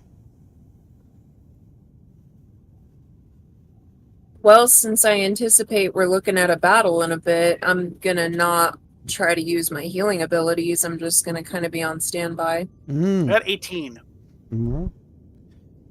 And so, now that you're on standby, you kind of back up, let the people do their thing, observe the situation. You look across the way and you see Argus give a mean glare towards this large Glog. And the Glog just... And it just backs up one step and then just plops down. Seemingly disappointed. And then huff. Mhm. Immediately, Arcadicus, he runs over. He's saying something in lingo as he's like trying to push the Glog further away from the egg that's taking up half the cargo bay. I feel like this is how he dies. Yeah, he's pushing with all his might. With the Glog. Yeah, the Glog just reaches over, splash, and goes back to moping. No, I'm joking. No, he's just trying to push the Glog by its hips, and it's just not working for Arcadicus. Either way, Sagaricio, you and Jackson managed to stabilize the Volna. He begins to breathe unlabored, but he's still greatly hurt. Go ahead and roll to see how many. I mean, I'm sorry. What is the max health that you could restore? Let's see, if we're going with Jackson's Mend, I believe that is a 1d8 plus his forging. Okay. Let me just double check. Mm-hmm. It is, yes, a 1d8 plus forging ability modifiers, whatever his wisdom's at. So, Which I'm guessing is what, a -1? Don't tempt me. But we're gonna say 8 for right now. It's not Fair great. enough. And so finally, the Volna, he goes ahead and he takes this breath of life, and he's looking about, and immediately as his wounds begin to slowly heal, as you begin to see the nanomachines created by the Sorium flow across his body, making his body kind of sparkle and glitter as if he was a Twilight vampire. Gross. I know. Immediately as the blaster marks begin to shrink across the surface of his skin, and the fur begins to regrow, his eyes get huge, and he back rolls to his feet, and he reaches behind himself to pull out a blade, but there's nothing there, and now he's looking drastically for some type of weapon. I'll hand him the my glaive, see what he does. Right. And so he's like looking about, seeing what to do, and immediately here comes Argus, materializing Final Wish. You hand him Final Wish?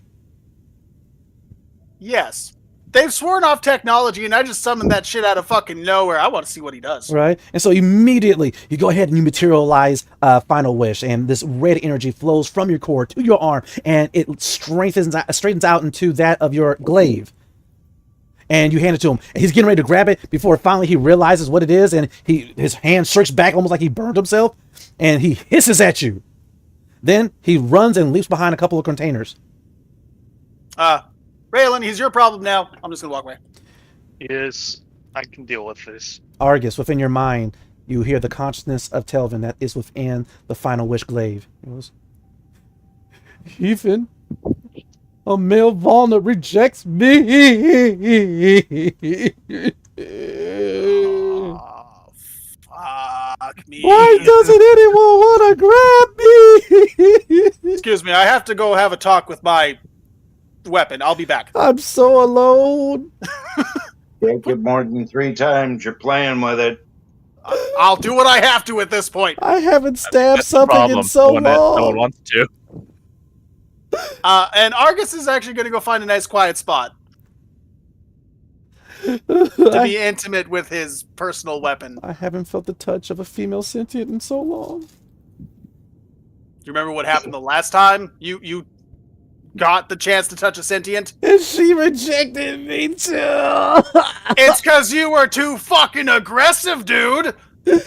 How come the females of any species is not receptive to me? Because you're too forward and you're too needy. Really? Yes. It's like any encounter with somebody. There's give and take, but all you do is you push, you push, you push. That's why you get pushed away. That is why no one wants you. Not even you? I kept you around this long for a reason. There are certain qualities I appreciate about our arrangement. So I'm pushy and needy? Absolutely.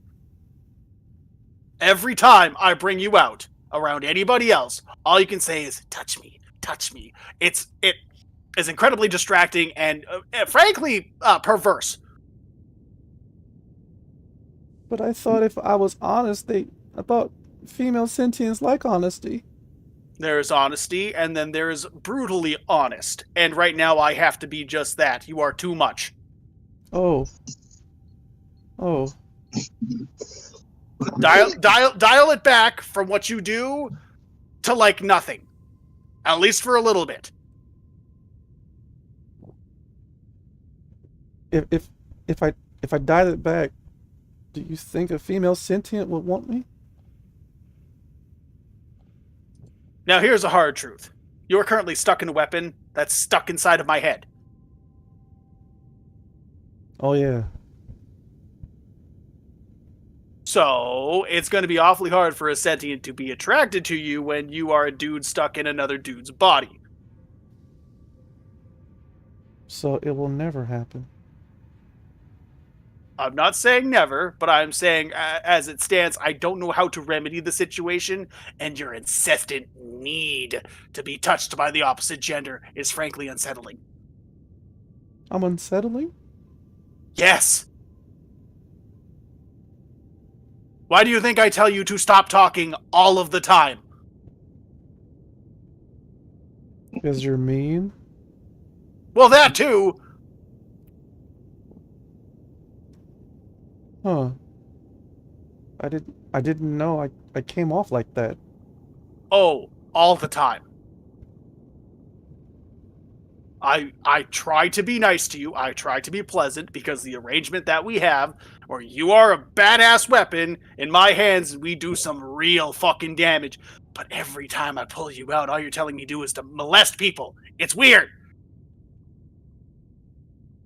I guess people wouldn't like that. No. No, they would not. I do kind of do it a lot, huh? Just kinda. Yes. Huh. So, if you learn to better control yourself, maybe we can come to an arrangement somewhere down the line. But for right now, you need to cut the shit. Because in a life or death situation, and if I have to deal with your incessant need for molestation, it might get us both killed. Well, I'm already pretty dead, but I don't want you to die. Oh yeah, you're pretty dead, but the one chance I gave you to actually take control of my body, what was the first thing you did? I was a bit too touchy, too needy. That's the pleasant way of saying it. You were damn near rapey. I kind of broke our trust, didn't I? And within 30 seconds. And you didn't throw me away. Well, that's not entirely true. I have thrown you at a couple of things, but I usually end up summoning you back. You did blow up a tree recently. It did feel good to destroy a tree and I'll agree with that. stab me into that big... Don't you dare. The dragon thingy. I'm just saying, I mean, when we work together, we work good together. That's all I'm saying. Yes, but you need to dial it back, okay? Okay. I'll dial it off. I'll dial it back. You said to 0. Yes. Argus, Yes, tell me. I have a final wish. It's nothing perverted. Please tell me it's nothing perverted. I want to kill some Lorendi. That we can do. And with that, we are going to go to our first break. We will be back in 5-ish or so minutes to resume this interesting tale. What is this Volna going to be able to provide our group? What will you say? Can Brave Stride reach him? Or will he attempt to wreak havoc throughout the astral horizon? We will see when we come back.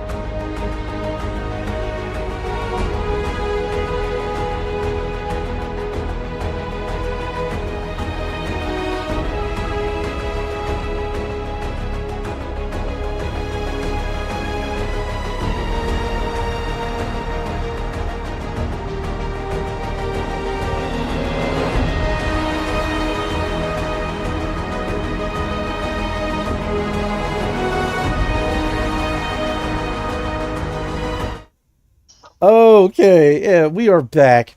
And already we find our players in an interesting situation. They have rescued a Volna from the first hunt, from being pelted to death by the magnates.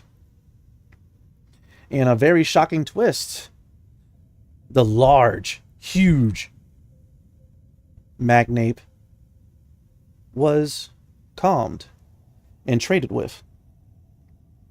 Argus decided to give him a charm that he received from young Jill Archer, Captain Jonathan T. Archer's little girl, in order to satisfy the trade requirements put forth by this magnate. The life of the Volna from the first hunt for a shiny little trinket. But it's magnetic. It is. And the magnate decided to accept it and leap off into the Screaming Swamp. Back inside the Astral Horizon, Argus had a heart-to-heart with his sentient weapon, Final Wish. The consciousness within it, named Telvin. And Argus had quite the conversation, and they've come to a new agreement. That now, the Final Wish's purpose is not intimacy with a female sentient, but the lives of the vile and evil Lorendi. With that, we cut to Bravestride, still in the cargo bay, looking across the way and past the containers, for behind them, the recently healed and revived Volna has currently leapt behind his containers to take cover. Bravestride, what do you do? I'll call out Peaceseeker. I'm Raylan Bravestride, Keeper of Acer Storm. Immediately, disrespect my you pet. lie! Why would I lie about that? He peeks over the containers. Do you reveal the Aether Storm bow? Yes.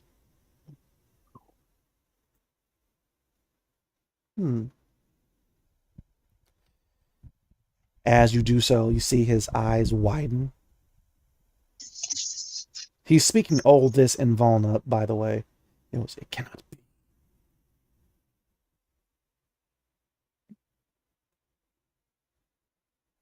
He slowly stands up.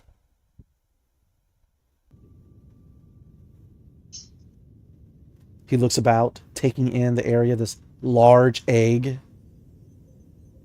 speckled to look very similar to space. A moping Glog. The remains of his Wolog.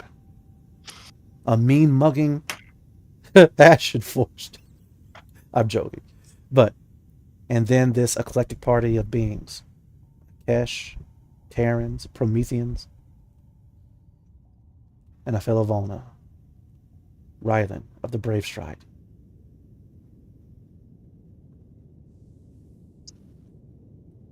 He stands up to his full height.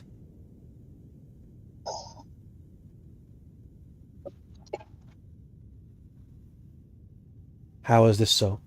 Is that real? It is real. I successfully passed the test.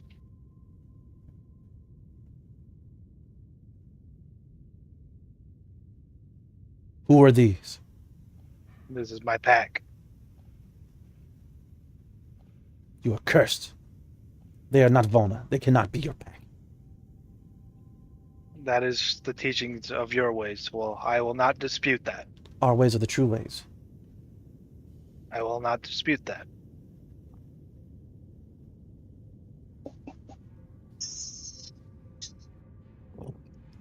And with that, he slowly crawls over the containers. He's still looking at the bow. He slowly moves over and he's heading towards his mount. I'll step aside so he can do what he needs to do. He does sob He cries. He cradles it. Then he turns towards you. I am in need of a blade. A real blade.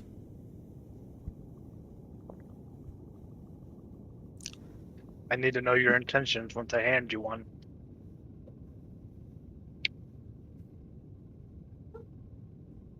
If you were real Volna, you would know. I must consume his heart. I will not let his strength fade. I will need this blade back as it's from one of my parents, but you are free to use it. You hand it to him, Yes. and with that, you go ahead and you hand him the short sword. The one engraved with Brave Stride, of course, in modern Volna on the side. He takes the blade and you see that he contemplates the fact that he lost his. But he uses it as he says he is. Slicing into the wool log. Though you do notice that he's not butchering it. He's almost gentle. Aura, while this is happening, the blue core stone that's currently still hovering by you pulsates. It's letting you know that something is coming.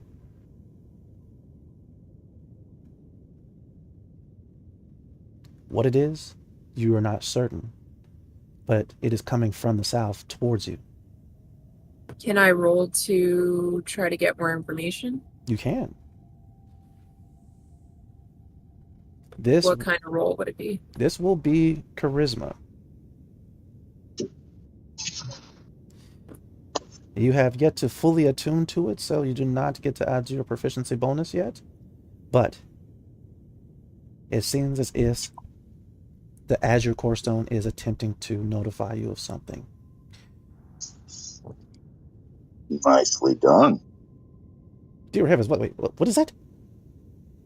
23. Nice.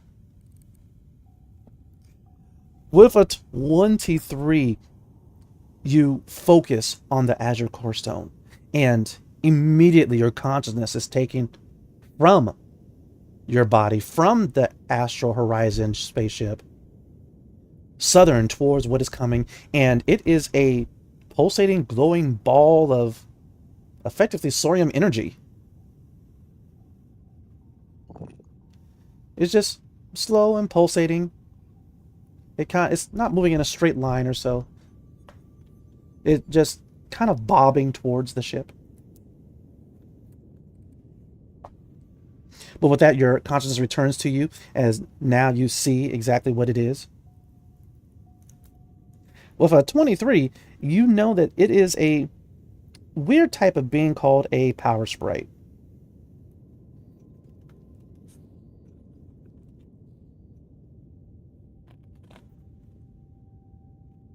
Would I be able to do a secondary roll to get more information about power sprites? The only thing you know about power sprites, and you don't have to worry about rolling for this, a 23 is definitely going to be good enough, is that power sprites are effectively bundles of energy that have acquired some form of sentience. The weird part about it is that they are not found in very natural environments. They're typically found in very modern technological environments. Well, no one has been really able to ascertain if they're truly intelligent, but they just kind of go about places, and no one should touch them, otherwise they'll get shocked. Like jellyfish. Effectively. Hey guys, there's a power sprite coming this direction. Excuse myself for the bridge. Does this cause much of a threat to the ship? I'm unfamiliar with these creatures. Aura, you're able to tell them if it's just a singular one, then absolutely not.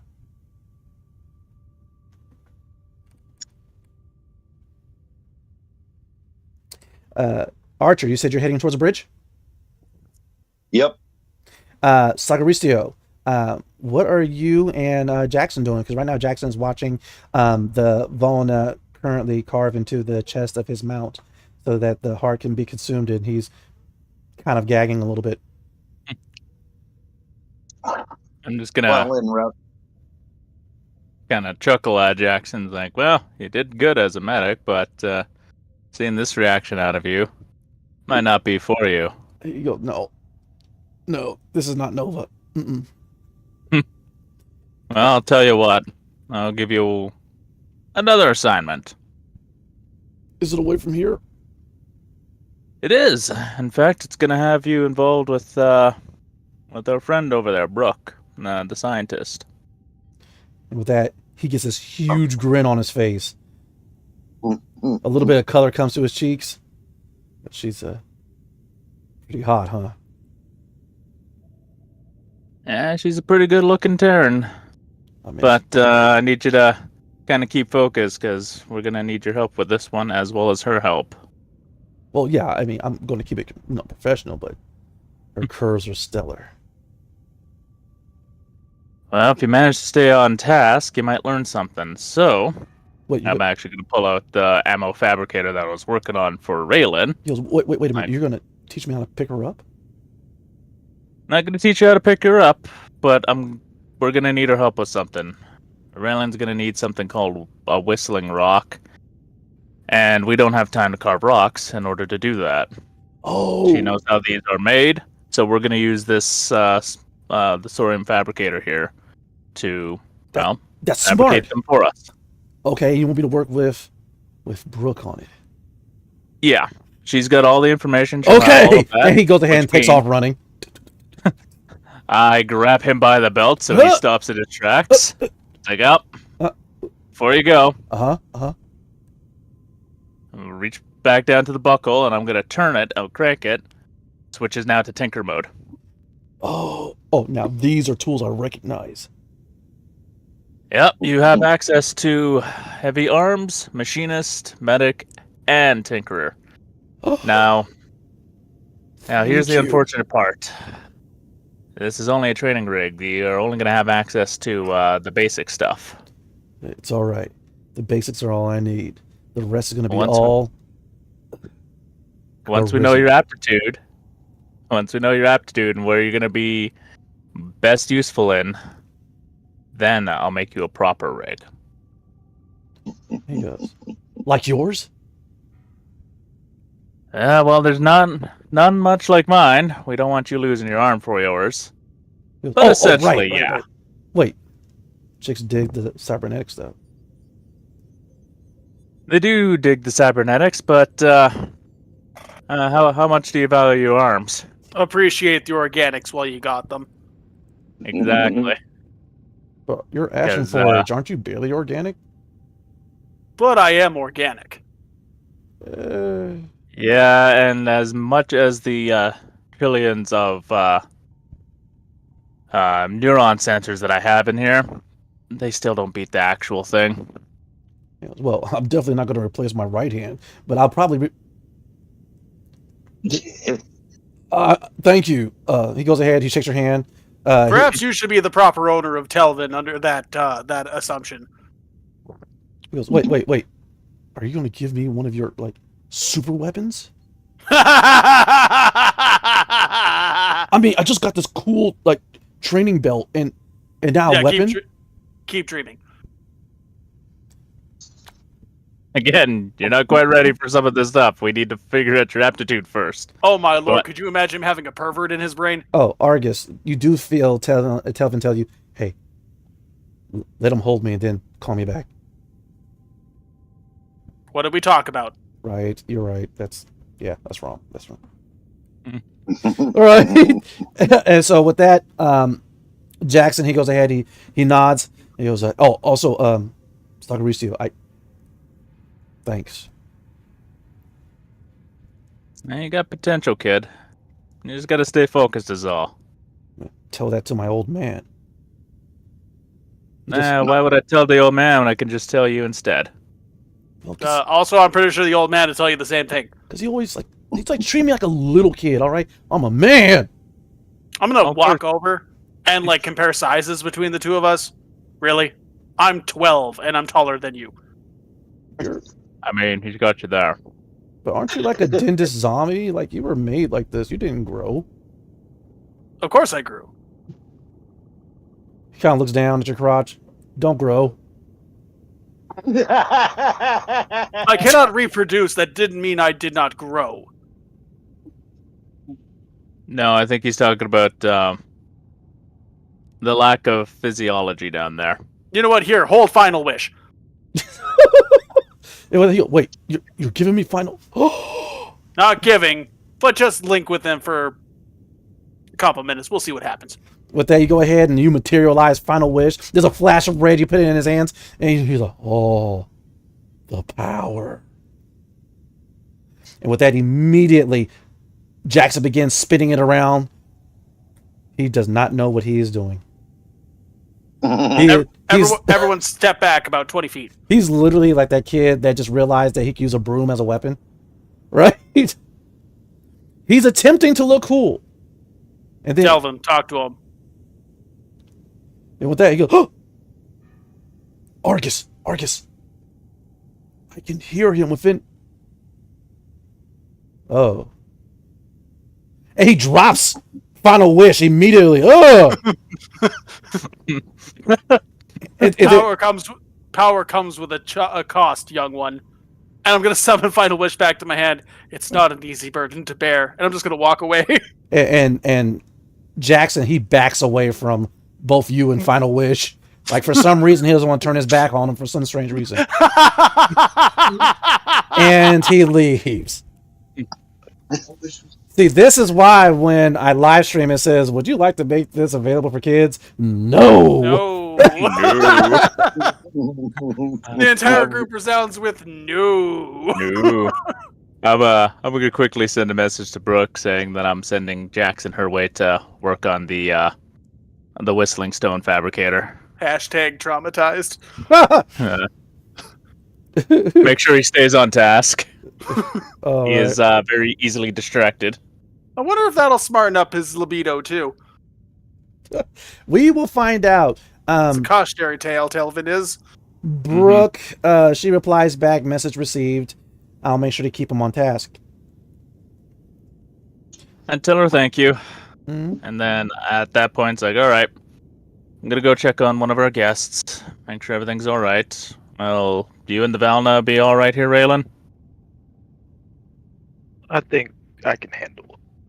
All right. Well, if he needs anything, I'll bring him by Healing Ampule later, Thank you. or whatever we got left. I don't think we have any more combo though. Umbra keeps eating it all. Don't say those words out loud. She will hear you. She'd sleep. I'm gonna give him like the raised eyebrow look. Like, you think that's really the important part here? The word was uttered. My poor shit. I'm just gonna shrug my shoulders. I'm just gonna walk off. I'm like, you guys figure it out. If she wakes up and starts sniffing around, that's your phase beast. Yeah. And yeah, I'm just gonna head on over to where we're keeping Karita quarantined. See how she's doing. We will definitely get to that scene in a minute. She's already texted you wondering why you're messaging Brooke. But all right, Stalker. before we get to that,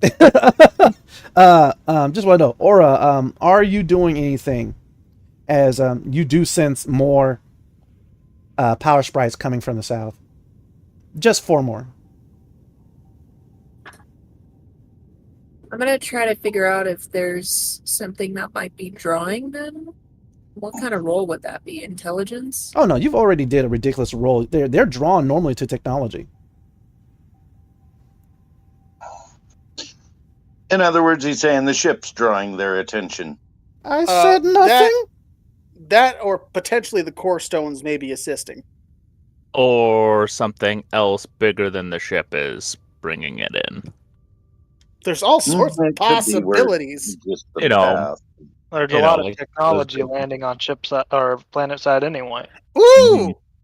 If we could direct them towards the Lorendi, that'd be hilarious. Mm-hmm. But Go to anyways. work, princess. All right. But with all that information, I just want to know, do you do anything else, or before we cut over, see what everyone else is doing? Nope. Okay. Argus, what are you about to do?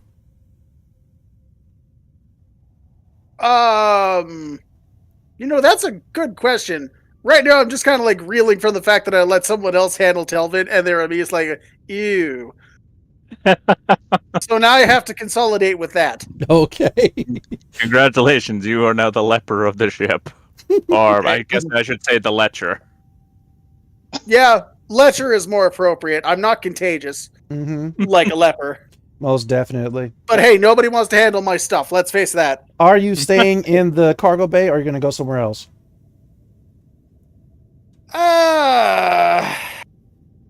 I'll stay on the cargo bay. I want to make sure that nothing gets like too out of hand. No. At the very least, I can result to my favorite weapon, violence.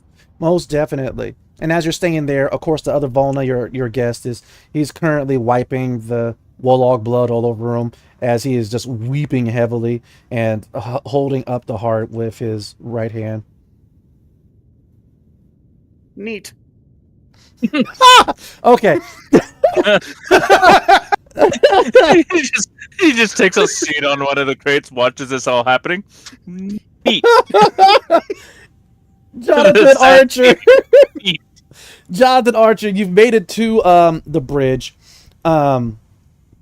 Of course, Jane is there, and seeing as how you cut her off last time, she may seem a little bit more testy about that. She forcefully tossed over a few hollows, and these are images from the cameras on the outside of the astral horizon. And right now, right underneath the aft of the ship, there is a power sprite just hovering. A few crackles of electricity are going from it to the ship. Yeah.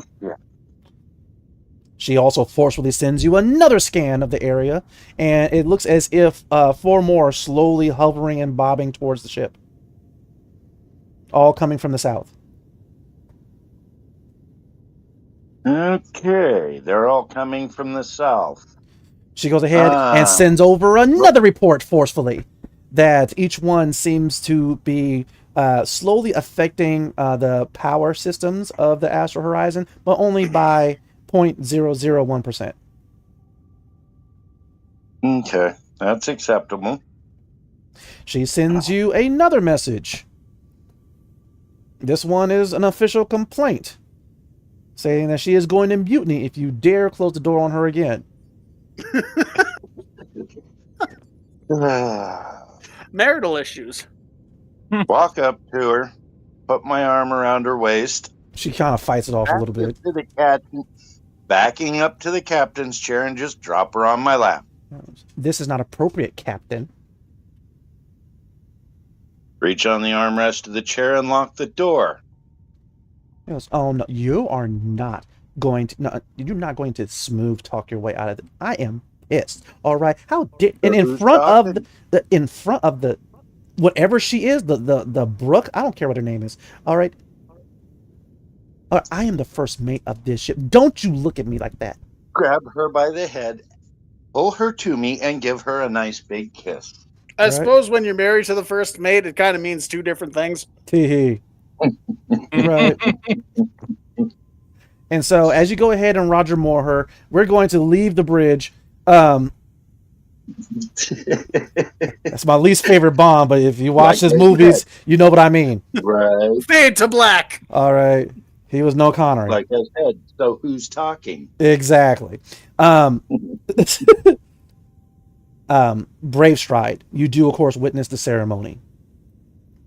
As the other Volna of the first hunt, he covers himself in grief, i.e. the blood of his mount, and he consumes his mount's soul so that they will forever be together. And when he is done, he hands you back your blade. Thank you. Then he kneels at your feet. He leans back and he looks at you dead in your eyes. Kill me.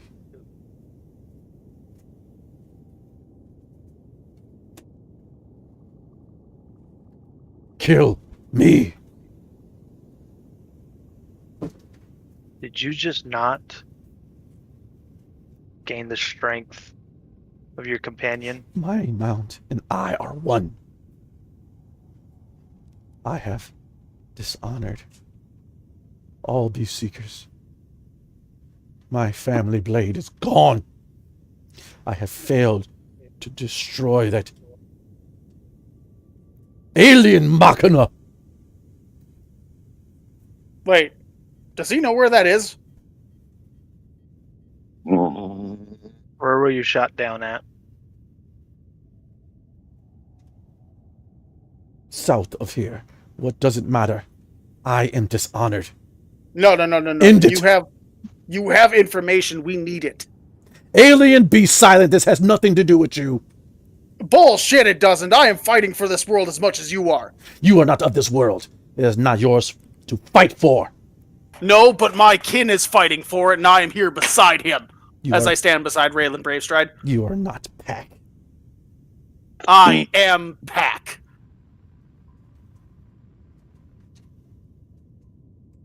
I am Pack Bravestride, like everyone else on this ship. You might not accept the ways, but guess what? The new ways are coming, and your old ways are falling apart. It is our ways that will save this world. Has it so far? You're looking at Raylan Bravestride, the holder of your ancient bow weapon. A pack member who has come from the stars, wielding members of all sorts of races to help defend you. And you're saying the old ways are best? You just watched your companion die. You ate its soul and now wish to die. Is that really what is best for your planet?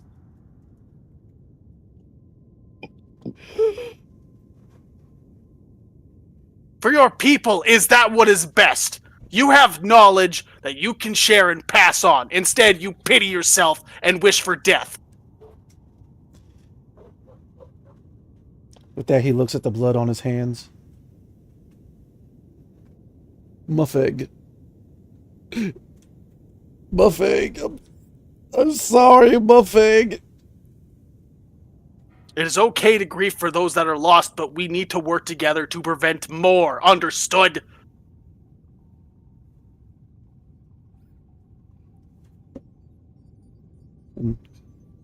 Immediately, he reaches over. He grabs your hand right on Bravestride that has your blade in it.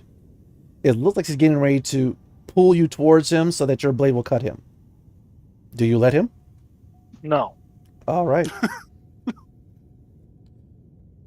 This will be opposed strength. I'll clock the motherfucker if I have to. Actually, that's what I was thinking. Go ahead, clock him. Excellent! No, both of you at the same time, just bonk. I'm okay with a combined bonk effort here. Oh god. All right. Nah, if you're trying to bonk him, you have to beat a 7 or higher. Is this a strength test? It's whatever you want to be. It's a 7.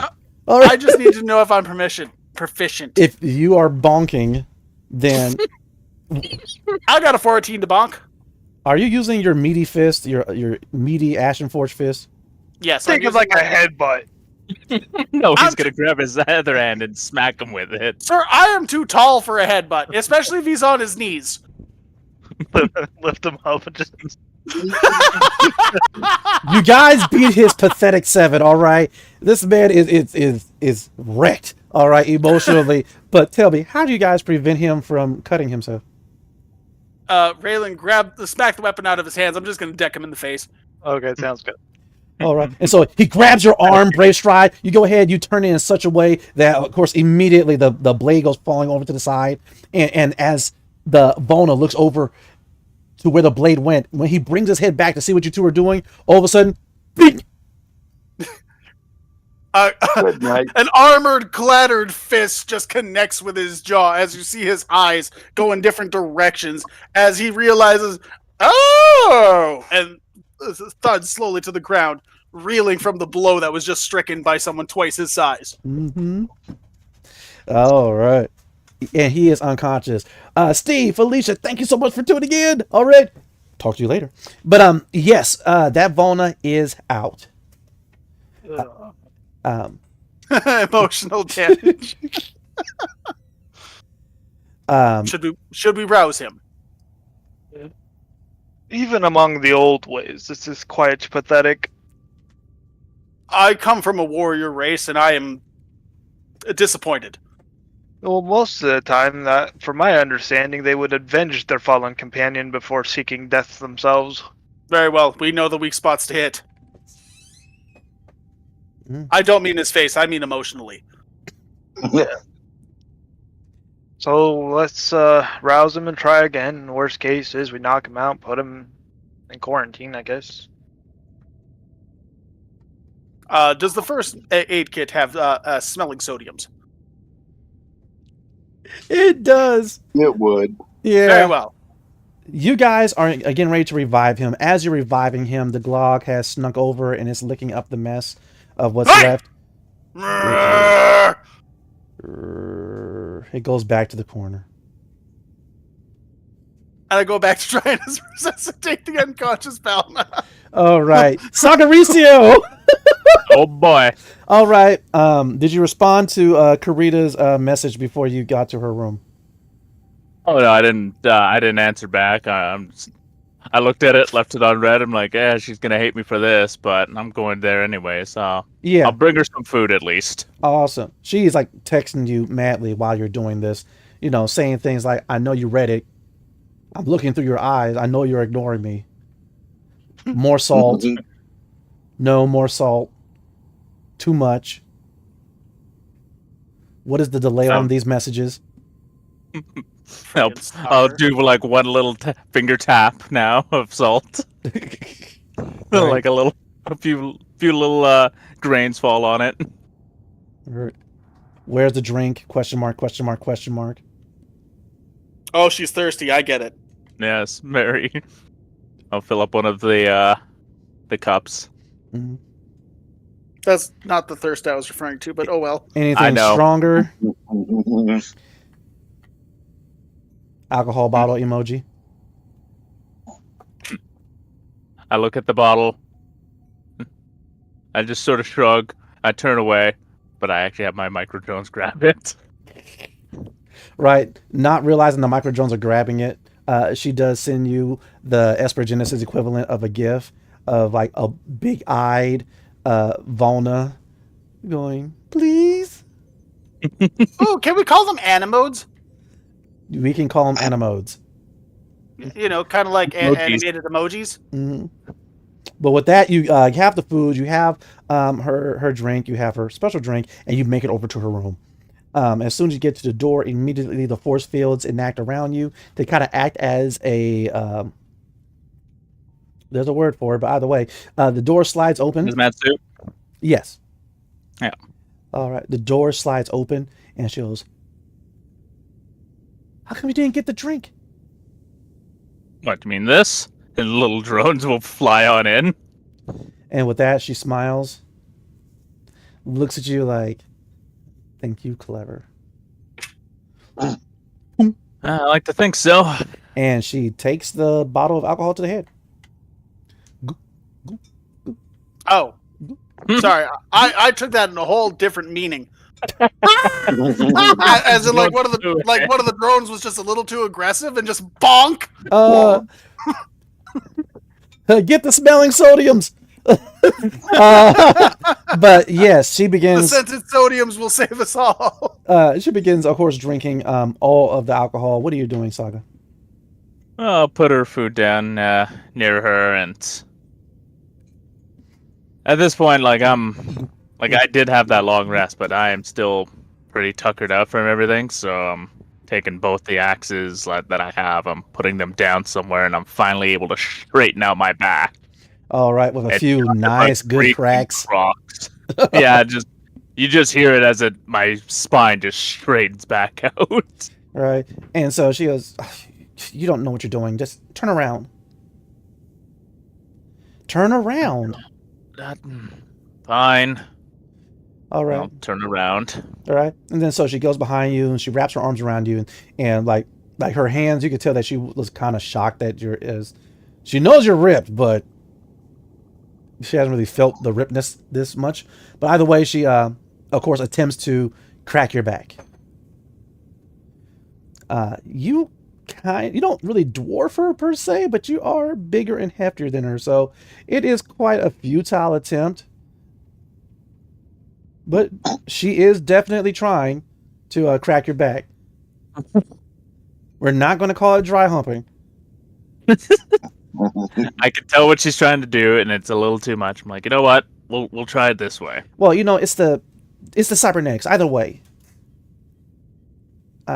Excuses.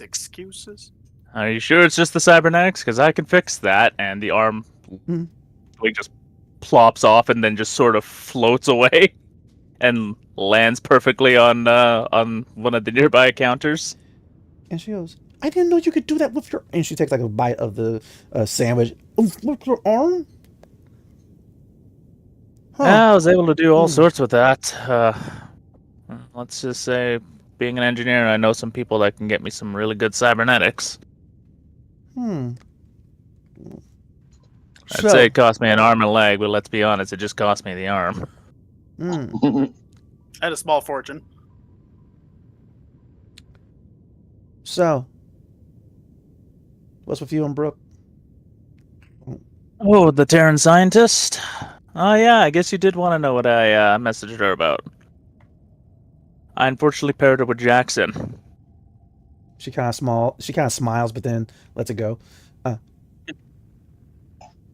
Figured Jackson could use something to do.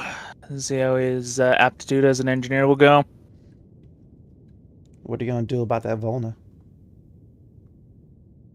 Oh, which one you talking about? You talking about the white fur or the one that we just brought in? The one you just brought in. Well, that's up to Raylan at this point. No, I don't really have a say what for those Volna affairs, but I'm here to support them as best I can.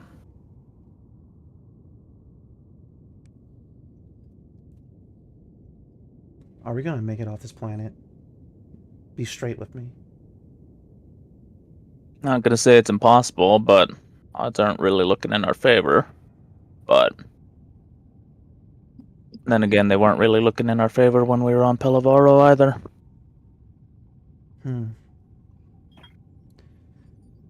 Just, I mean, I could be out there helping.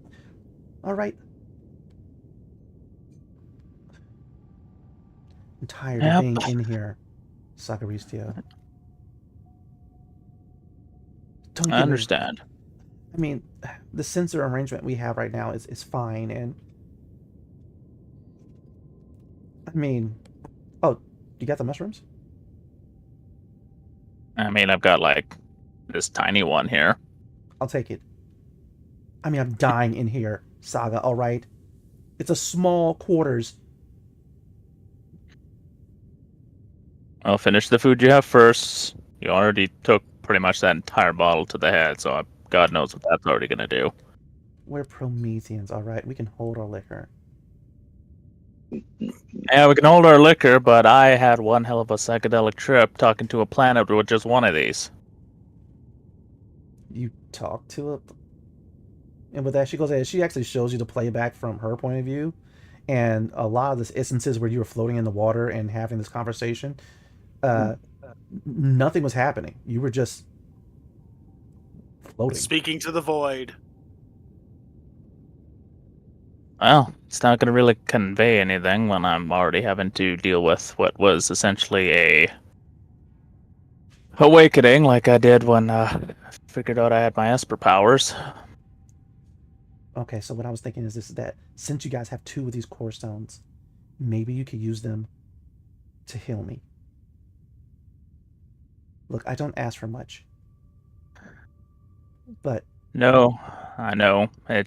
We don't know the extent of these core stones. We would have to have Tana do some research on at least 2 of them the that we have. Dendis twerp. She's gonna be the only one that we know besides her long lost brother. As Argus's eye twitch for some reason. All right, she doesn't really like me, and I don't really care for her. All right. I mean, why don't you ask, Miss High and Mighty to help me out? You mean the High Priestess? Yes, have her ask her god to miraculously heal me. He can do that, right? It's a he, right? To be perfectly honest, I'm not entirely familiar with Keshian traditions and gods, All but right. Do it's... you know how long I've been in here, Sacristio? I've actually been keeping track of that. You've been in here a lot longer than I wanted you to be in here. I was hoping we would have come across something Well, by it's now. a lot longer than me. Listen. Just let me out. I mean, you It's not don't my... even you don't even have to let me out of the ship. I'll stay in the ship. I'll stay away from the Dendis twerp. I'll stay away from the little girl. I mean, there's a turtle. This is flying free in this ship, and I'm trapped in here. A turtle, Saga. I know about the turtle, because, well, that's my turtle. Ugh.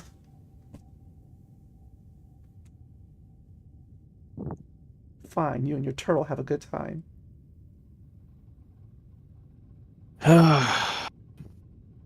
Tell you what. If we can't find anything on the core stones that we can use to help, I'll talk to the captain about... And he actually starts to physically grimace at this. About taking you to Raythea. She turns around. Wraith, are you gonna take me home? You and I both know that they're gonna have the technology to do this. But I haven't been home since I was 18. I didn't even have family come visit me when I lost my arm. As far as I'm concerned, I'm estranged to that entire planet.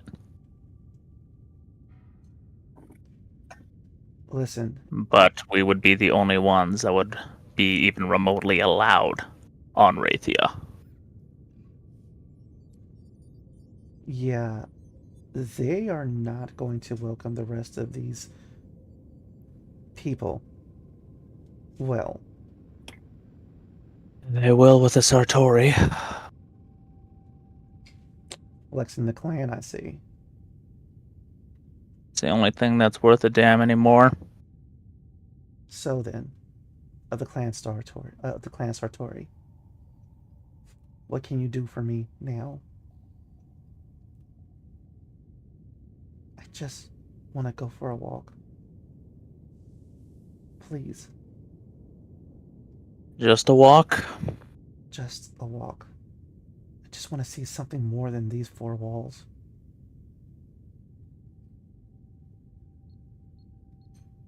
Well, the captain's gonna kill me for it.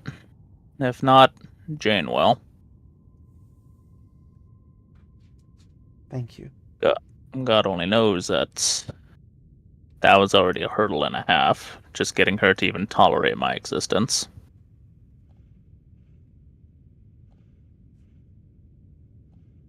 I can't really promise you going outside the ship right now, given everything going on, It's but... alright. I just want to go up and down the hallway. I'll be quick. Just something. Alright. But... please, don't make me regret this. Saga, you're the only person here that actually cares about me.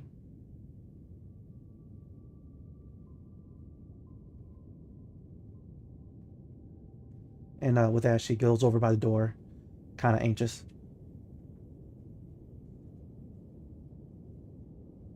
I'll go over, pick up both my axes, and sheath them again. And With that, Fraction just kind of pulsates. Boom, boom.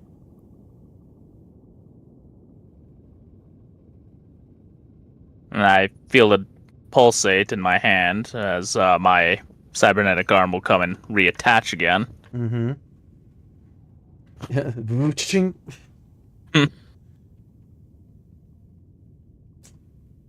But with that, you get over to the door. The door senses that Karita is nearby, so it auto locks. Step back for just a moment. Oh.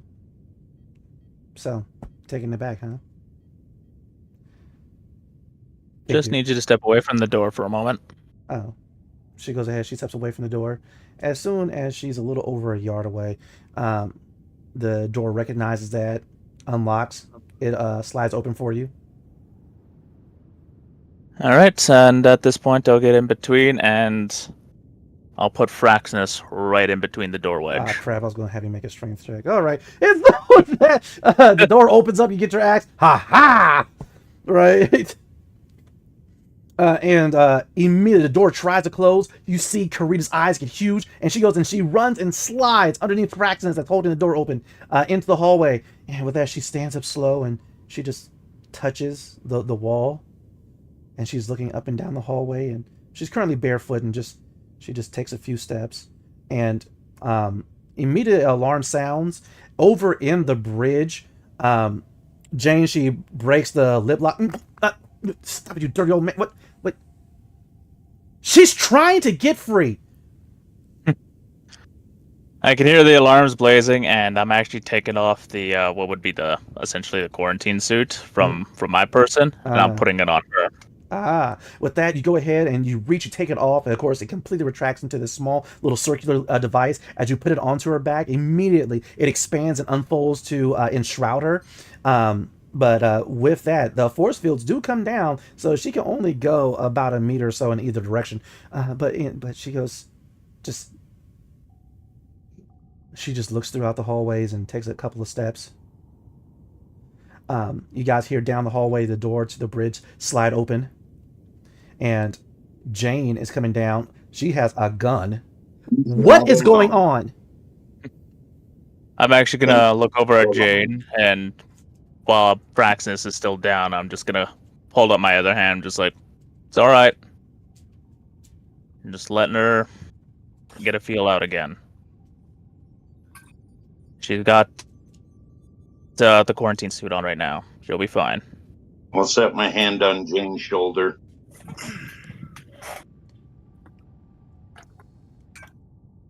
If you want to point it if you want to point it at anybody, you can point it at me. With that, James, as he says that, I'll squeeze her shoulder just a little bit. Aye, aye, sir. And with that, she goes stomping off back to the bridge, zipping up the front of her spacesuit. Your timing sucks, Soggy. Well, can't win them all, Captain. And ain't it the truth? But with that, you see Karita. She kind of reach over and she's trying to take the suit off, but she stops. She nods. It's gonna have to be enough, and she heads back into her room. But before she does, I'll step to the door before she can get all the way in and the door closed. Mm-hmm. Or you're feeling that nobody likes you. It's generally a side effect of being isolated.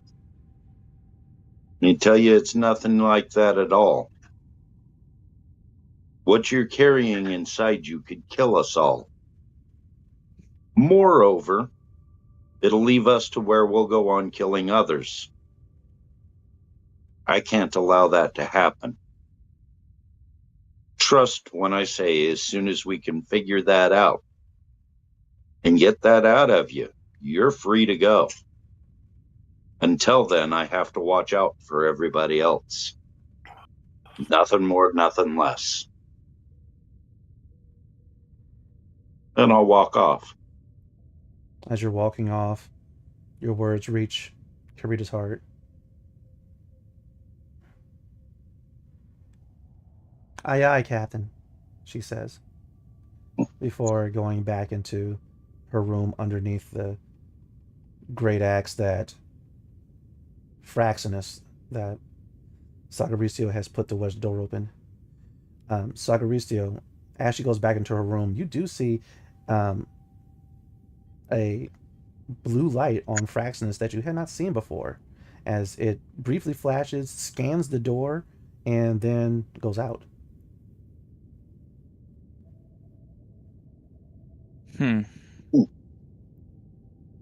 At this point, I'm actually gonna go right back on into the room, and I'm actually going to rest Fraxinus against one of the walls. Mm-hmm. And with that, Karita, she sits onto her bed. Sorry, I couldn't do more for you. No, it's Nova. I got outside, found out the captain doesn't hate my guts. He's just protecting everyone. Well, Almost got shot. his family's... well, his family is on the ship, so it's understandable. So, also, that bottle's kind of kicking in. Good stuff. I guess I should thank you.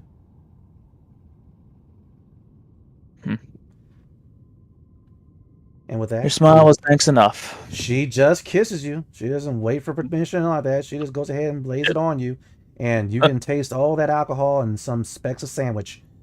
He's infected! Stop reading my notes.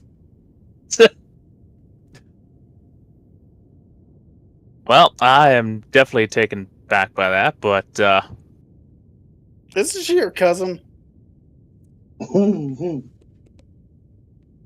eh. Okay, so we're going full on like Southern here. Okay, gotcha. I mean, Got it removed. Well, hello, cousin. technically Terrans sleep with Terrans, even though we're probably related somewhere down far beyond the blood veil. Yeah, but how close are you as cousins in comparison? I mean, we're Prometheans. We just make ourselves biologically perfect. That sounds like you know what the royal blood used to said. We need to keep this shit pure. Okay, Yeah. that's just an excuse.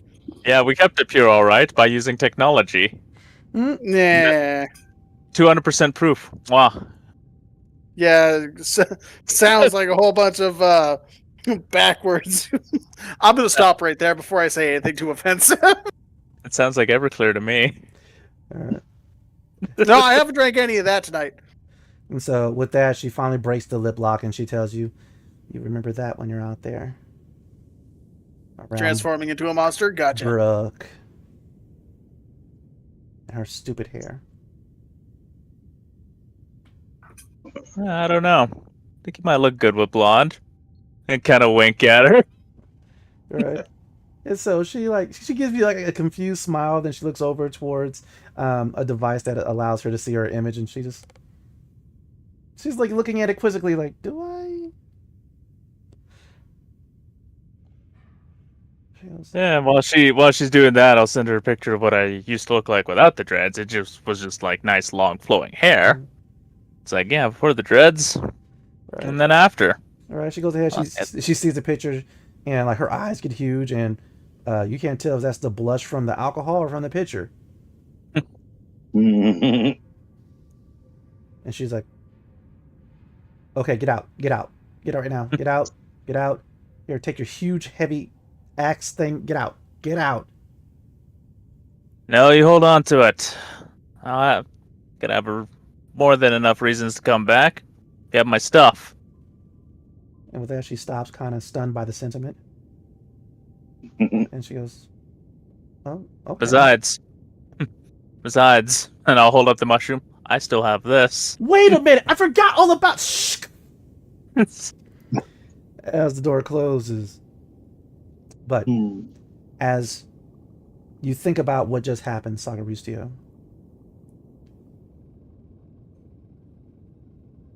Brave Stride, Argus, as you guys are waiting for the smelling sodiums to kick in to awaken the Volna. Have you ever smelled any like smelling salts? Oof, they're potent. It's not a waiting matter. Oh, hell no.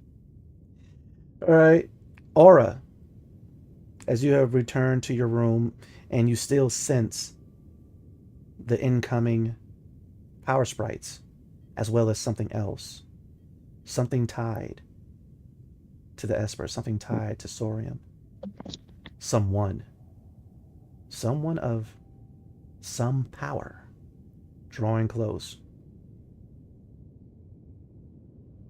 Archer, as you return to the bridge, you do see a worried look on Jane's face as she immediately brings up a shot from the cameras on the exterior of the astral horizon. From outside, a shadow begins to creep over the astral horizon and all of the screaming swamp as a large, red Lorendi battleship slowly begins to go over it. Well, shit. And with that, that concludes another exciting session of Esper Genesis. We hope you enjoyed. If you did, make sure to like, comment, and subscribe. I want to thank my players, Alloy, Master Draco, Dark Lovely, Tonto Tomahawk, and Typhoon44. Hit me up on all the socials, on Facebook at Cobalt GM's ttrpg zone, on Instagram at cobalt.gm, and on TikTok at cobaltgm5. Until next time, let's level up together and have a good night. Bye! Alloy! Good night. Bye-bye.